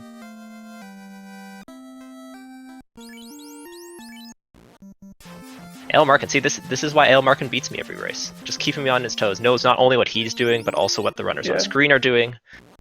I can't pay attention like that. And there we go, getting Fast. So he has all the spells he could need, and that's the nice thing about being able to promote there. Unlike some of our other runners who have not been able to, because of the going like full black belt. Burt looks like he's trying out this fighter tile. Gonna realize pretty soon that this is also not ideal, although it definitely could be done for a solo black belt grind, because once you're punching for 600 damage, it doesn't really matter how much health they have, and they don't depend how much evasion they have. Yeah, they don't live for that long. Getting some decent levels here though. Yeah, okay, he is committing to this Ordeals tile. So this is not ideal for Burt, but it will do the trick. And this is the sign of someone who's run a lot of black belts, is being able to make lemons out of lemonade, figuring out what the best is, even if it's not the best in the global sense. It is the best in this seed, and that's the decision that Bird's made here. Darren tries to crash in his airship in the mountains not once, not twice, but 3 times before finding that one grass style. That always feels awful, especially when you know people are watching. when you got a 50-minute floater, that's what you do to it. You're like, you know what? You're trash anyways. I want nothing to do with you. Do not care about you. J-Shot L taking on a nice little Juice Seeker, Shark, and Big Eye tile over there. Not a spike tile, obviously, but you never mind seeing it. And Burt Reynolds is also giving us the White Samurai. I just want to point out that his White Mage is wielding that Masamune. Now, not nearly as good with Ruse, also at level 8, unfortunately, but still a good backup plan. White Mages have a tendency to be the last one alive in some fights, and it's a good thing if they have a way to finish them off. Oh, spike tile in Sky is Garbo, so we're making the right decision here. All spike tiles are Garbo. But yeah, Darren Dry is deciding. Now, these checks make a lot of sense because every one of these, if he gets 4 orbs here, he does not have to go do Kraken. That's a big time save. And worst case scenario, just get some items. He needs 3 more orbs on this in what? And he's 20-ish chests. Yeah, he's got a really good chance of finding all 3. You know, I did a similar thing on Thursday night where it was just like, man, I have just a couple more left, and I'm really, really hoping that I can find him here because it's going to save me a lot of time. And yeah, he's got a lot of. I think this might be an argument then to just go ahead and check every chest he got left. You know, like, the exact play I would make here is I would check this. I would go to the top floor, check all those chests. If I don't have enough, I would go back and do the spider floor. Yeah, I agree. I love those little things that save you time. That sort of, you know, just like where the speed run aspect of the randomizer really kicks in, and you're doing the optimal routing for very small things because like it feels huge when you're doing it. Fingers crossed Darren Rice's stream is just paused for a second. He's not lost connection. Okay, there he goes. We're gonna miss out on a few chest checks as he takes a Chimera fight off the RNG table. Yeah, we'll see if he does this big brain speedrun play and decides to go to the next floor before walking back. I did also want to point out that Static Pulse has 24 shards already. So like Static Pulse also getting very, very close to being in go mode here. Now, of course, he was in the air a little bit later than other runners, but while he was doing that, he killed that Kraken who had 0 HP, which was a huge benefit. He also killed Lich. The big difference between Static Pulse and other runners that when he went to a dungeon, he killed the Fiend, and that's 6 bonus shards that our other runners are always playing catch-up on. Yeah, I think where he's going to be lacking right now is that the final 4 orbs are going to be a little bit of an uphill climb. Oh, really? If he can go kill Carrie, then I guess he just needs 2 more. Yeah. Because he's going to find 1 here in this room. Yep. And so then he can... I can't remember how deep into Volcano he went, but he's really close. Yeah, I mean, I think at that point it's just levels, because I haven't really seen him do too much grinding. He's reasonably well equipped. Didn't find the Ice +2 armor that some of our other runners found. That Flame -3 doesn't look super great, especially when Aegis -3 is there. Yeah, I don't love the equipment right now, but there's the orb, there's the ribbon. He's 1 away from getting to just like go kill Carrie and then be done with it. The one thing of note is that when you want to go into, like, you can definitely... Ooh, that's a really nice pick up, the defense sword in Darren Dry's side. But one thing of note is that you can absolutely win these Temple of Fiends Revisited with a really low party level, but it usually revolves around having non-elemental AoEs at low levels that you can just spam, and you just hope that, 6 nukes kills Kraken, and 4 nukes kills Tia, or something ridiculous like that, right? While you're also swinging. But there has been a lot of players, I think, who are willing to do an early dive. Like saying, you know what, if I die, I die, but if I win, you know what, turns out I claim first. So we'll have to see what Static Pulse decides to do here. Yeah, for sure. Sunflash Rune asking, is Static and Volcano? I couldn't remember if he had checked this first floor. Yeah, he did. I don't think he went any lower. He's going to be fine. Yeah, so he's going to get Carrie. Not going to take him too long to find one of the Carrie. Yeah, and I mean, if there's not an orb here, I'm pretty sure there's an orb here, though, but if there's not an orb here, you just go check Ordeals 1. Or not Ordeals 1, sorry. Sky 1, yeah, thank you. Yeah, that's a quick check. Sun -5. Man, the weapons in this seed were just atrocious. Masamune -1 being a little bit off the beaten path. Not super off. Be your best option. It's gross. 2 on Agama floor. Okay, thank you, Elmarkin. Yeah, so the 5-pack in the top left. which often has something just because there's so many chests. Sunflash Rune asking, is this an Iron Gall seed? Yeah, sometimes these flag sets can feel like an Iron Gall seed, but they're not. Burt Reynolds just continuing the grind here. Now, one thing I did want to point out about Burt is that, like, you know, he's been routing fairly well, he's been fairly efficient, but this grind is just going to take, it's just been taking him so long. Like, he's been here for like 5, 6, 7, I don't know, just a very long time. So it's going to be, he's going to have to be hoping that Temple of Fiends Revisited is really tough at this point. Yeah, I agree. I think that's his hope. Life Review asking, is there anything scary in ordeals that might cause him to lose his grind? I don't remember there being anything. He should, fingers crossed, just be able to exit out, but... Yeah. I think he could theoretically walk out of this and be fine. Darendry's deciding not to do the play. He did check the full spider floor, but he is, once he kills Kraken, in go mode here, but he is also going to go check the other chests. I don't quite know what he's looking for. I guess a Vorpal plus X is potentially better, but he's already got the defense, he's got 2 ribbons, like, he's got basically everything. I guess he might also just want a couple levels, so taking encounters on the sky floor is a pretty good way to get just a few levels for, not free, but fairly easily. Yeah. Static Pulse found 3 shards there in Volcano. Curious to see now what he decides to do, what spike tiles he liked. There's Ice plus 2, he's going to drop that Flame -3, I think. Much better. Curious to see what he's going to do now. Exiting out, does he go into Temple of Fiends Revisited at level 21 with level 7 Nuke and level 8 Fade? It's a bold play, but it's doable. It's just like, man, does Chaos have 600 or 6,000 HP? Or more accurately, does Kraken have 14 hits and, you know, what, 2,700 HP? You know, he's not going to have a very good time against that. He does have 3 Invis casters, that is nice.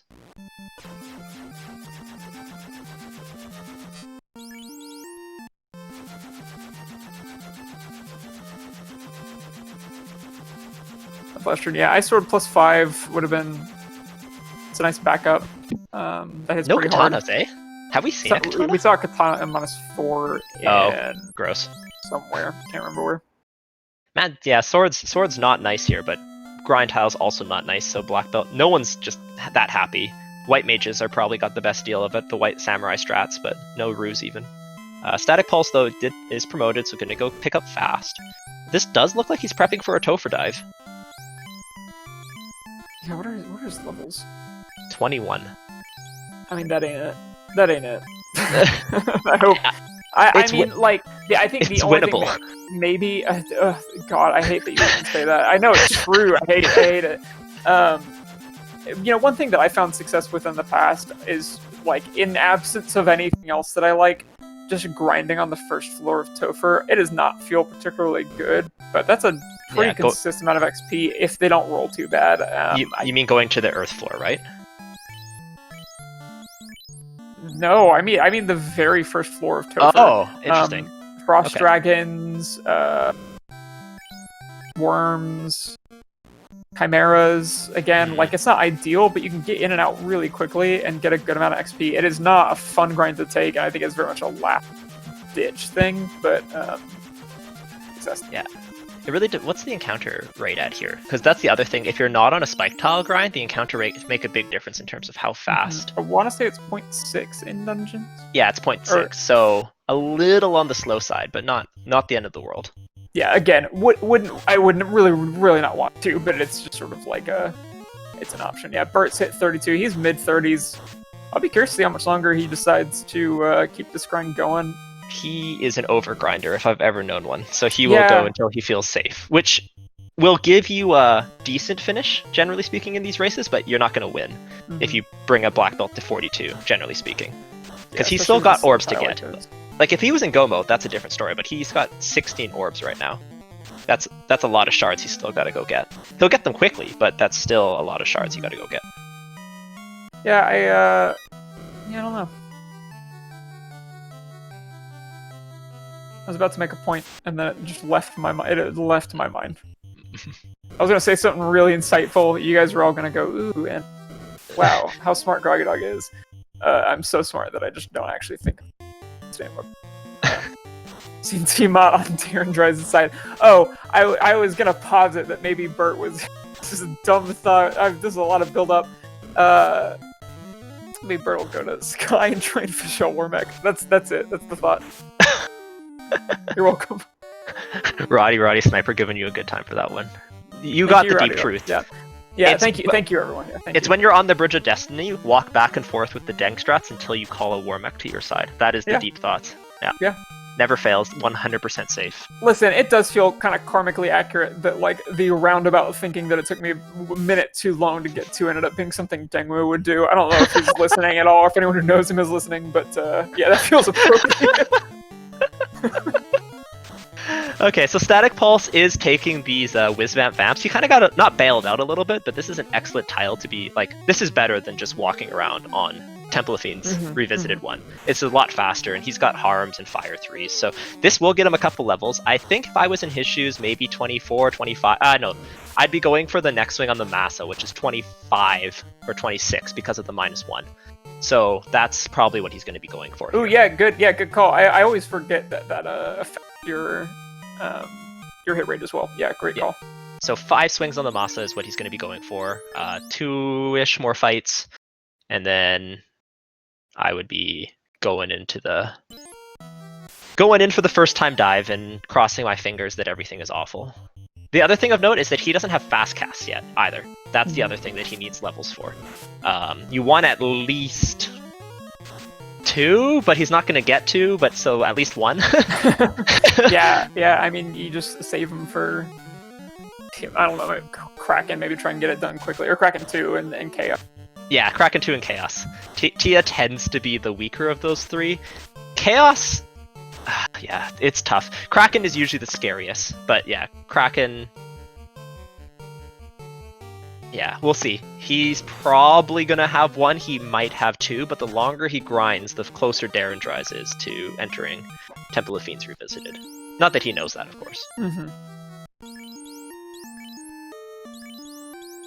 Yeah, Bert's going to 42. That's the Bert thing to do, so.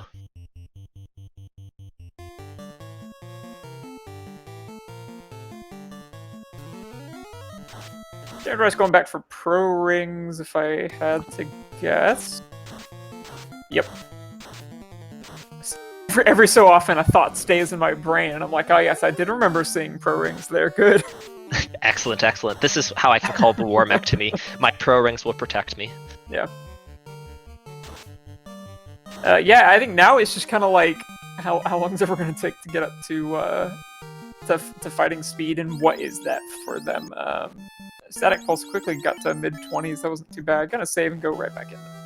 Yeah. The question is, will Bert's almost 15-minute black belt grind catch up? Because he's just gonna blaze through the rest of the seed now. Level 40. Yeah, he's done with this. Oh, never mind. He wants some levels on his black mages for fast, which makes sense. Like, Bert will almost certainly one-shot Topher, but will he even be in Topher before people are done? That is the question.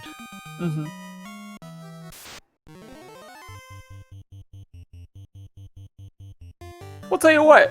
Well, we kind of have this grind that we're going to be watching literally everyone do for a minute. Why don't we talk about what's coming up tomorrow? Because we are very quickly transitioning into week 4 of the Fall League, starting tomorrow night at 8 p.m. Eastern. We will be either on one of the Randomania channels or on SpeedGaming. Again, thank you to both for helping us through this tournament. We are going to Chaos Rush, which is just going to be dumb fun for an hour to an hour and a half. It is Chaos Rush. You have all the tools you need, as Static Pulse is going to...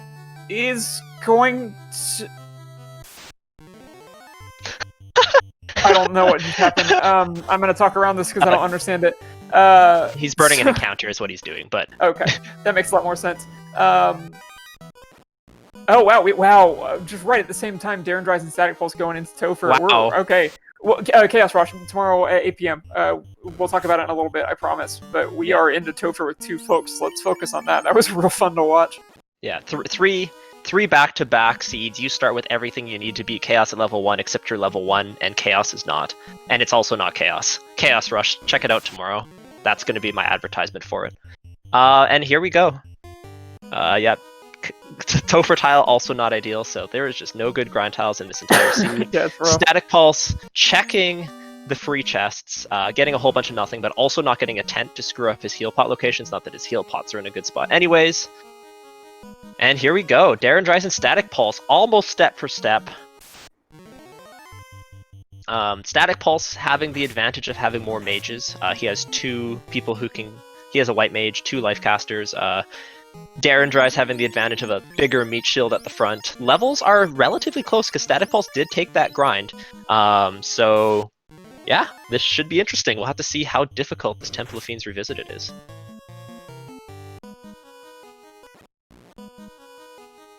All right, it's very quickly getting to Earth Floor. That did not take long at all.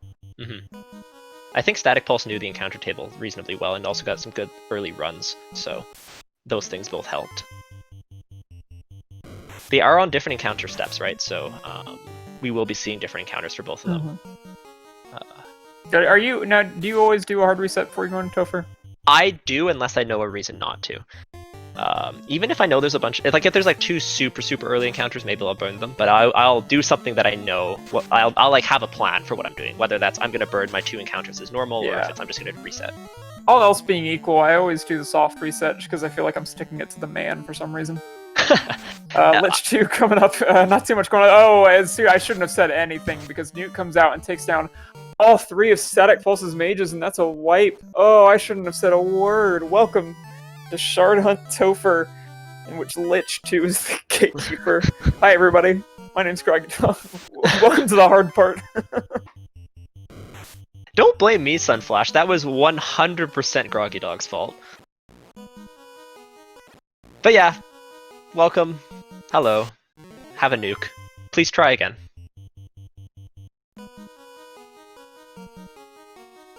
We're gonna see Darren Dries is struggling in his own right thanks to those rock galls. I think they had thunder on them. Did I see that? Yeah, they had something nasty. I think thunder was on the Medusa script, right? Because we've seen it from 3 things now. Oh, poison rock galls. Okay, there we go. Space Drake. Poison. Okay. Damage poison. Yeah, Lord of Fizzle Beef correctly pointing out, never disrespect Lich 2. Like, he's not going to live long, or it's not going to live long, but the really important thing is to make sure that your party members have health, because he can just start with nuke, and you have to be aware of that. Now, of course, Static Pulse did that, and he still got unlucky. That happens, but you know, you want to give yourself the best chance possible to escape from there, and also be happy that it's Lich who has nuke and not Chaos. Darren Dry is also taking a wipe. Whew. Yeah, man. Alright, everybody buckle in. Game time. Oh, he exited it. Okay. Thank goodness. Yeah, I think that's a smart move. Okay, Static Pulse, round 2. Yeah, that might just be a case of like, man, you see the poison touch golem. They're just like, yeah, this sucks. I should probably take what I have and go back in because I didn't get here. Let's see if we get you know, this is only at most a 50% chance of him casting nuke here, and I don't even think it's that because of depending on the skill chance as well. Wow. Okay, yeah, Lich just has bad business everywhere. Blizzard first skill, nuke first spell, but hopefully he has no HP. And nope, still alive. Well, now he's for sure gonna roll at 300%. Yeah, more than his vanilla HP already, though. But this round will almost... Oh, man. Blizzard Nuclear. Okay. You know that these spells are out of the pool. Gross, dude. Gross, dude. And actually 300% HP, too. Wow. Yeah, good. Lich 2 Gatekeeper. Oh, come on. Not first turn nuke. Don't do it. Don't turn order nuke. This feels like the perfect cap to Shard Hunt week. This is just... It's so awful. Oh man, that was something. Now, the only consolation prize there is like, you're so happy to see those 2 spells out of the pool. Yeah, you know a lot. And potentially, if any of our owners off stream did Warmech, then they know even more about what spells are coming. That's true. That's true. Yeah. So all the 4 Fiend Revisited fights plus Chaos plus Warmech all share a spell pool. So you know that there's, I believe, 4 nuclears, 3 nukes, an Inferno, a Blizzard, 1 slow 2, 1 cure 4. Those are kind of the spells that you're looking for. Yeah. All right, Darren Dry's going in for the first look at Lich 2. Let's see what kind of fun he's cooking up today. Chase Shadow taking on Carry 1 over on his screen. He's got to be getting pretty close to the shard count, I have to imagine. I wonder if these last 2 will set him up to 28.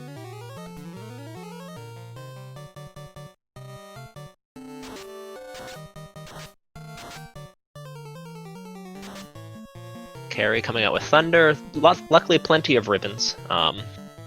Thunder, of course, being elemental, so it is half damage with those ribbons, which is always nice. Thank you, Sunflasher, and keeping track of those shards over there on Chase Shadow. Chase Shadow will be good as soon as he's done with Carry. And Carry 2 goes down on Static Pulse's screen. Doing a good job, much better than I usually do, of stepping onto the next screen before healing up so that you don't accidentally have to take the fight twice, which feels awful. Oh yeah, no, that's the other Dengwu strategy. You take Carry multiple times to get the levels that you need. Am I Dengwu? Oh no. Yeah, Dengwu, I mean, and, all love to you, but oh man, I do that all the time. That's bad news. Yeah, you grind on Warmechs on the bridge, and you grind on Carry 2s. That's how you get the levels that you need. Meanwhile, Darren Dry's getting a little bit of a stream lag here, but hopefully getting through this Lich. This Lich, though, as we well know, is very evil, and it looks like his party already multiple people down on one knee. Let's get our first look at Kraken here. Is Kraken 2 as wimpy as Kraken 1, or did Kraken get arm day? Did he skip leg day? We will have to see. Sometimes Kraken 2 can punch really hard, but he only gets 1 turn. Other times he can have infinite health. Kraken did not skip arm day. Kraken punching hard for 1200 damage. But is getting out invis stacks here, which is always nice. 2 life casters here. Knight going for power bonks. Coming up next with some more invis 2, going full defense strats here, not trying to burn the Kraken down. That makes sense when you have limited non-elemental AoEs. Doing some decent damage though. 3 hits, not a ton, but enough. This is looking okay. Already up to 4 stacks of invis. 1 more turn. He does have limited invis cast, so he has to be a little bit careful. He does also have a white shirt though. Kraken coming out with poison, that's not a bad thing to see at all. Power bonk again, wanting to do more damage. That's okay. Could be continuing to swing, but this will work, and this is good adjustments being made so far here by Static Pulse. Oh, Kraken also has no HP. Yeah, okay, wow. Kraken's got to do some more sit-ups, man. Kraken's got no core. He might punch hard, but those arms are all show. Now this is I gotta give props to Static Pulse right now, who is a very strong runner. Hasn't had a lot of just like really amazing seeds up to this point. I think like 6th and 7th maybe in the first 2 weeks, and it's just tearing through this comparatively right now. This is a really, really great Pulse. Hopefully, you know, like fingers crossed this ends well for him. But you know, want to give props where it's due. This is a runner putting together an extremely good seed. Yeah, absolutely, absolutely. We have Warmech done on Bert. Hello. Oh, hello. Bert's like, listen, yes, please. Listen, I said it. I brought it into the universe. I whispered the secret out there, and it came true. There's Cure 4. Hey, there's Cure 4 on Warmech, so that's one thing that we know isn't going to be in the pool anymore. Yeah, that's absolutely nice to see. Meanwhile, Static Pulse continued to take on Tiamat, who hasn't done much yet. I did just... There's your commentary curse. This one's on me if something happens. Though one of his life casters goes down. Yeah. And his other life caster is vulnerable. Okay. Black Mage survives on 4 HP. Ooh. But so Lich 2 was for sure the gatekeeper. Lich 2 had the most HP of all the fiends so far. Wild. Man, Shard Hunt, you were so dumb, and I will not miss you. Yeah. Okay, to be fair, it's not really Shard Hunt that's dumb. It's Shard Hunt at 30 to 300% scaling that's dumb, in particular. Yeah, it is. At least the co-op tournament, you knew that they were clamped, so you like don't try and go in at level 21. But here you have no idea what the heck's going on. And they can have like max evade and have like 0 damage and 400 HP. Will Chaos have 600 to 6,000 HP? Find out now. Here we go. Static Pulse taking on Chaos. Starting off with some fast, some invis 2s, some tempers. Oh no, some lock 2s, no fast available, but getting that evasion up, that is the biggest worry. 2 hits, not bad, that's a 5-hit sword, so already getting through almost half his hits and doing 200 damage. He will need minimal setup time, but that knight does need to live. I would expect some Cure 4s here. His Red Wizard has no cast of Invis 2 left, which is really unfortunate for this party in general, as he's not going to get up to max evade, but even with a single cast of his 2, getting his evasion stacks up nicely, double temper stacks going up, plus a power bonk, that knight is up to 4 stacks of temper. Next up just needs a little bit more lock, and he should be in good shape here for doing solid damage. Now he just has to live long enough to get through it. Temper comes out again, this is going to be a big punch, or not. Misses. Fast does come out though, needs more lock, and we definitely expect to see that adjustment next time. He got a little bit unlucky, or he got a little bit lucky, it looks like, with getting some crits in the early round there. It doesn't look like he has lock on his Red Wizard though, or chose not to cast it, so this is going to be a little bit of a hope he punches through, gets 2 crits through. Fast helps a lot, up to 10 hits on that knight, even if Chaos is dodgy. Chaos still doing damage, but he has multiple casts of Cure 4, and also can be using that Invis 1. Invis 1, very important spell to pick up on these high clamps if you have them. Well, not clamps, but the high potential rolls. Invis coming out, this knight approaching maximum evade, getting a few more power bonks in. I think at this point he just needs to start swinging and just hoping for crits. But unfortunately, Masa -1, that's where it hurts a little bit, as that crit rate does go down, and Masa has good but not fantastic crit to begin with. So that's why oftentimes he will switch to something with higher crits, just because the crit is more important, as you can get enough damage just using tempers and power bonk. But swings going through, Chaos starting to take some serious damage now, Fade coming out. This Chaos up definitely over the minimum HP, but we still haven't even hit 2,000 damage yet, so it could go down any second here. Any second. Any second. Surely any second. For the next 2 minutes, any second, as he could still have 6,000 HP. Worth noting, we do have all 4 runners in tow for War waiting for Chaos to die. Bert about to pull Lich 2, and so be sure and watch that bottom right screen, see if Bert has a tough run-in with Lich 2, or is going to be just fine. Yeah, if he gets turn order, this Lich will not be long for the world, but if he does not, still not long for the world, but he might lose his mages, and that would be a serious problem. Oh, sorry, Jay Shadell is just in regular Temple of Fiend. But a grind. Rowdy asking in chat, has Chaos just punched? Yeah, I'm pretty sure Chaos is mostly just punched. Yeah, I mean, we've seen so many of those other spells on other people, but... There it is! Get those GGs out in chat for Static Pulse, who's coming in an extremely, extremely strong... as soon as I pull it up, there we go, 2nd place with an official SRL time of 1 hour, 39 minutes, and 20 seconds. I'm going to free Ray Fates Caleb from being able to talk in chat with an official SRL time of 1 hour, 25 minutes, 15 seconds, 1st place finish. GG's to Ray Fates Caleb. Really impressive. And we also let's see here, we just had our 3rd place finisher, Tarnin GG, official SRL time of 1 hour, 39 minutes, and 47 seconds. A mere 27 seconds after Static Pulse. So close. What a race. I mean, for that 2nd and 3rd spot especially, that was extremely impressive. Again, Static Pulse has, I think, probably seed of a lifetime for Static Pulse so far. Super well run, very competently done all around. Kind of came out of nowhere in that back stretch. You know, we were paying a lot of attention to Darren and Burt, what was going to happen with them. And Static really came through with a solid Topher, even after wiping so quickly the Lich 2. Lich 2. So GG's. Well done, everybody. Yeah, and our 1st place runner in chat here, given the goods, decided, your strat was correct, he grinded a Warmech. That is the true calling. Although Warmech had Cure 4 and double nuke. So not nice, but he also did find a Vorpal +5. I don't think anyone else has found that Vorpal +5, have they? Darren is also taking a wipe. I think so? Oof. I haven't seen it, I definitely would have called it out if I saw it. Game time. Oh, he exited it, okay. Yeah, Knight being 27, definitely possible. Vanilla Banesword bot. Is that the bottom of Sky 1?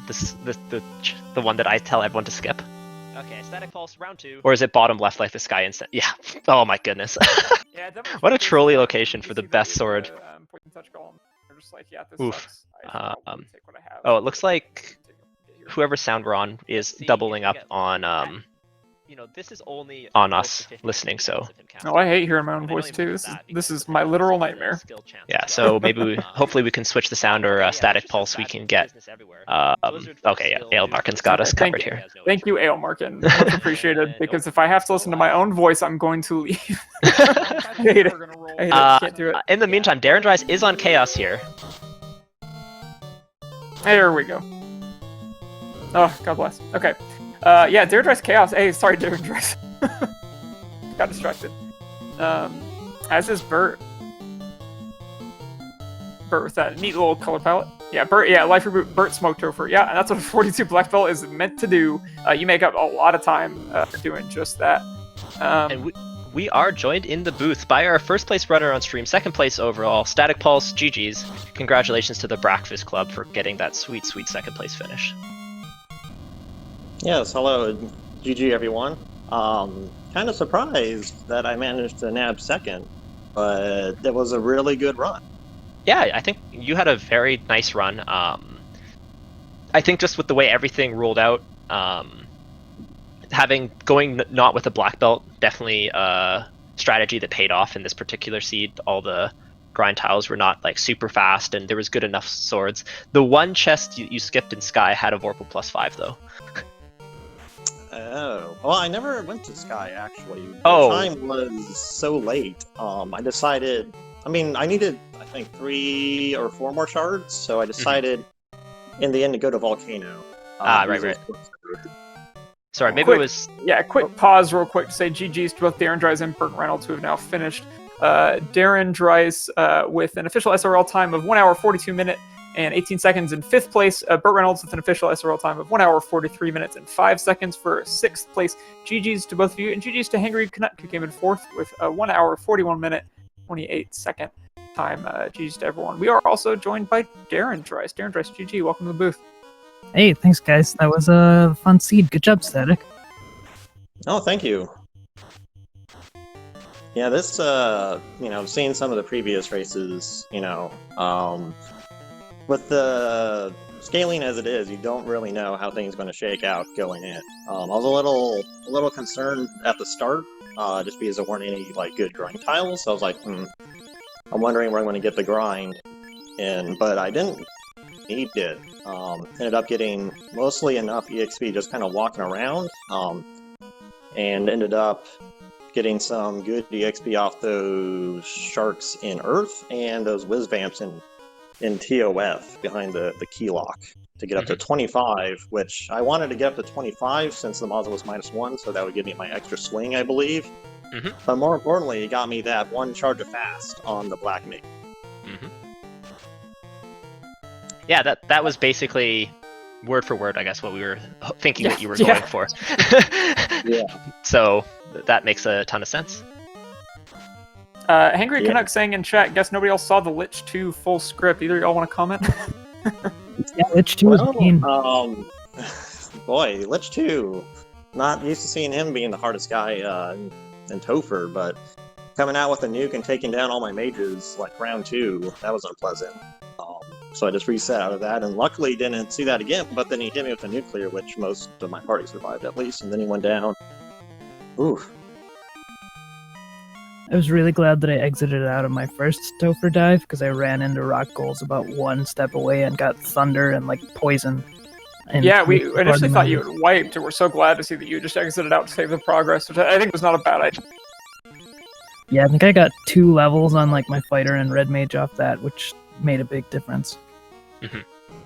Yeah, there was definitely a critical breakpoint in the seed around level 25, 26, just for fast charges and Masa swings, unless you were lucky enough to get that Vorpal +5, evidently.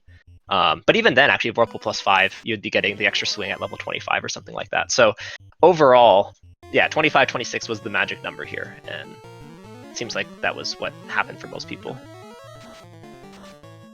Yeah, seems to be the case. So did anybody just end up double dipping Earth? When I got the rod, I deliberately ignored Earth. I was thinking maybe going there to grind early on, but then I decided to hit up the Northern Continent instead. I don't recall anyone double dipping Earth. I think everyone either decided to just go ahead and take carry out while they were, or to take Lich out while they were there if they had the rod, or just didn't bother back. We saw double dipping of sea and volcano, but not Earth. Static, did you see what the imps and grimps had? One of them had squint, and they had Yeah. some other instant death. Yeah, it was the Grimps that had Squint. That hit Imps had me Thunder. a couple times, but I was managed to get away or get turnover on them when they were unrunnable a couple times. Yeah, I found them on the Earth grind tile, and so I had to exit out of Earth before I could kill Lich. Ooh. Oh yeah, I remember that. Didn't end up costing you too bad at least, but yeah, that was a little bit unfortunate. We were kind of debating, like, oh, you're probably going to go down to Lich, and then, oops, guess I'm leaving. All right, we're seeing Jay Shidell pull a pretty quick Topher so far. Gonna run from some waters. Gonna keep that Black Mage down. I think it probably at least till he gets to carry. But making decent work again. We pretty much already know what's in store. Lich 2 was the hard part to get through. And now that Jay Shidell is through there, the rest of this should not be too bad. Now, who knows? We could see something really bad that we didn't see earlier, or maybe he just gets unlucky. But fortunately, in a pretty good spot here coming into Kraken 2. I think he's on a different step count than I was, but I got airs before and after Tiamat, and they had the first hit, so that was a pretty rough fight when you have 6 airs. Yeah, that's always frustrating whenever you catch an encounter like that late in the Topher because you're burning resources. Alright, so we're going to see a Temper come out. We're going to see white shirt coming out from the Mage. Starting off with 74 hits, that's definitely something that you can build on. Temper from the Power Gauntlet. White shirt +2. Gonna cast the Invis 2, and we're gonna see, let's see here, fight, and white. Alright. Again, we know that this is probably a viable strategy, especially with that Ninja already hitting for 141. Ooh, 131 though from the Knight is not gonna cut it. Alright, fight white shirt again. 98, 18, ink coming out, not gonna hit either of the fighters, so we're good there. Invis 2, they're gonna be pretty well safe from any stray Kraken tentacle hits at this point. Gonna throw out a heal 2, it looks like. Oh, I literally shouldn't have said anything. That was the dumb thing to do. Because just one turn too late, Jay Shidell takes down Kraken 2, but at the cost of his white mage, and is going to have to rely on Ninja and Knight here. That is a pretty scary prospect. It's going to be really, really tough against Chaos, because without locks, this is going to be an issue. Yeah. No fast, no lock. It's not looking promising, but I think you got to try it. But oof. Yeah, I mean, at least you have. I can't remember if you picked up Defense Sword, but at least you have the power to yeah, a little bit easier. Mm-hmm. Unfortunately, though, this is where, once again, high crit rate would also be necessary, because it's not really a damage problem, it's much more a hitting problem, and hits against Max Evade Fiends are mostly driven by crits more than anything else. Yeah. Alright, healing back up. Got running low on heals. Probably should have enough, unless this goes catastrophically badly. Again, we have some information that he doesn't, that this Tiamat is not particularly terrifying. I should stop saying things. Yep. You know what, Jet, talk about it. Jay Shidell's going to have some words with you. Actually, most of these runners are. This has been quite the commentary curse stream, but yeah. We're just going to let him hold A and pray. Yeah. You know, I don't personally. I don't think Jay Shidell stands a chance. I think this is going to go horribly. Yeah. Okay. That, you know, I agree. Yeah. This is just the absolute worst case scenario. Chaos is the beefiest, tankiest person ever. This is impossible. There's no way that Jay Shidell can get through this. Yeah, I agree. It's like Tank is chewing comms or something, says Aelmark, and thank you for the compliment. No, Darren Dries, none of that. We are... This is like saying break a leg. See, he got the extra level, 25. Now he's got... I mean, no, this is going to go terrible. He has none of the tools required. This is... I've lost the thread of our own joke. Yeah, I know. Okay, well, anyways, basically what he's hoping for here is he needs to get some power bonks off. I don't know if he has the defense sword. If he has the defense sword, he has a very legitimate chance at this because... yeah, I didn't see it. Chaos did nothing but punch. Okay, he's going to white shirt. Okay, this is probably the right play. It's risky, but doable. He needs many turns of Chaos doing very little damage. Yeah. And then he can get through this. And we have seen a punch heavy Chaos thus far. So again, some information we have that he doesn't. But he does have plenty of information in terms of what skills he has seen from the other fiends. I think is making a very good decision based on that. This is a really scary place to be in, is a and Yeah, he knows he can take this. Like, you might as well take the extra time just to make sure you're going to do this. Absolutely. Okay. Crossing his fingers, Jay Scheidel approaches Chaos himself. Another thing that's possible here is for him to get into a crit loop as well. With a single knight, it's definitely possible. You just basically hold A and just keep holding A. That's good turn order, though. Both turns he got his white shirt off first. That is going to limit the amount of damage that... Okay, and he's missing already. Yeah, it's great news. No. This is happening. Not yet. Oh, okay. A miss after that 95, though. I mean, that 95 feels awful when it's a quarter of your health. Yeah, just keep on white shirting, though. Coming out that heal. I'm not sure that heal staff is the best use of his time here. That's just not enough. Still missing. Oh man, edge of my seat. Okay, this is 5 stacks of evasion. Yeah. So you go up to max, and you hope he does nothing but punch. He might have miscounted, or maybe he doesn't know that 6 is the max. I know, I frequently forget. Or he just thinks that he's healing enough, because what he's worried about at this point is a skill or spell, but Chaos is just punching. Yeah. I think hopefully he's paying attention, and we'll sort of come to the realization that, like, I can just hit now. Like, I mean, heal, like, the issue with the heal staff is that if he has spells and skills, you're just giving him more time to get them off for, like, such limited healing. Okay, he's gonna start power bonking here. He knows Chaos is just missing. Did he pick up Cure 4 on his knight? No, I don't believe so. Definitely something that was possible, but okay. Even at low roll, 44 ain't gonna cut it. Oh no! Okay, we're back. Thank God. Missed also ain't gonna cut it. Yeah, but I think at this point you're just trying for a crit loop. So how you do that is you just hold A, see if you can get it. If you miss, you menu a little bit, try again. Hopefully you can get like a crit for like 100 and something, or that crit. There it is. Come on, do it. Stay in 368. Oh yeah, there it is. All right, we got some steam going. We got a stew going. No, okay, he's not in a loop, but he's going. Yeah. This will work. He just needs to keep going. Yeah, I think at this point he's seeing 481 even better. Yeah, he's seeing at this point that like Gas doesn't have any skill system to use, and he's just punching, and he is evading. He is dancing right around these Chaos jabs. 113 coming out after about 368. Gonna hit again. What's gonna get this time? 368 once again. He's hitting more often than not. 368, another critical hit. Chaos not down just yet. Fight, miss, fight, miss, fight. Swings, 300 critical hit. Chaos still up, still swinging and missing on that night though. Jace goes out, another miss. Oh, they're just dodging each other's hits. Another miss, another miss. Wet noodle fight. Yeah, this is both like exhilarating and kind of horrifying, like on an existential level. 466 from the night though is gonna take care of it. GG to Jay Scheidel with an official SRL time of 1 hour, 54 minutes, and 44 seconds. GG to Jay Scheidel. GG to all of our runners. This was a seed. Yeah, I agree very much with Darren Dries in chat. Way to gut it out. That was a tough one, and that could have gone wrong in so many ways. And props to Jay Scheidel for making a really bad situation there at the end work, and getting the kill with the final one night.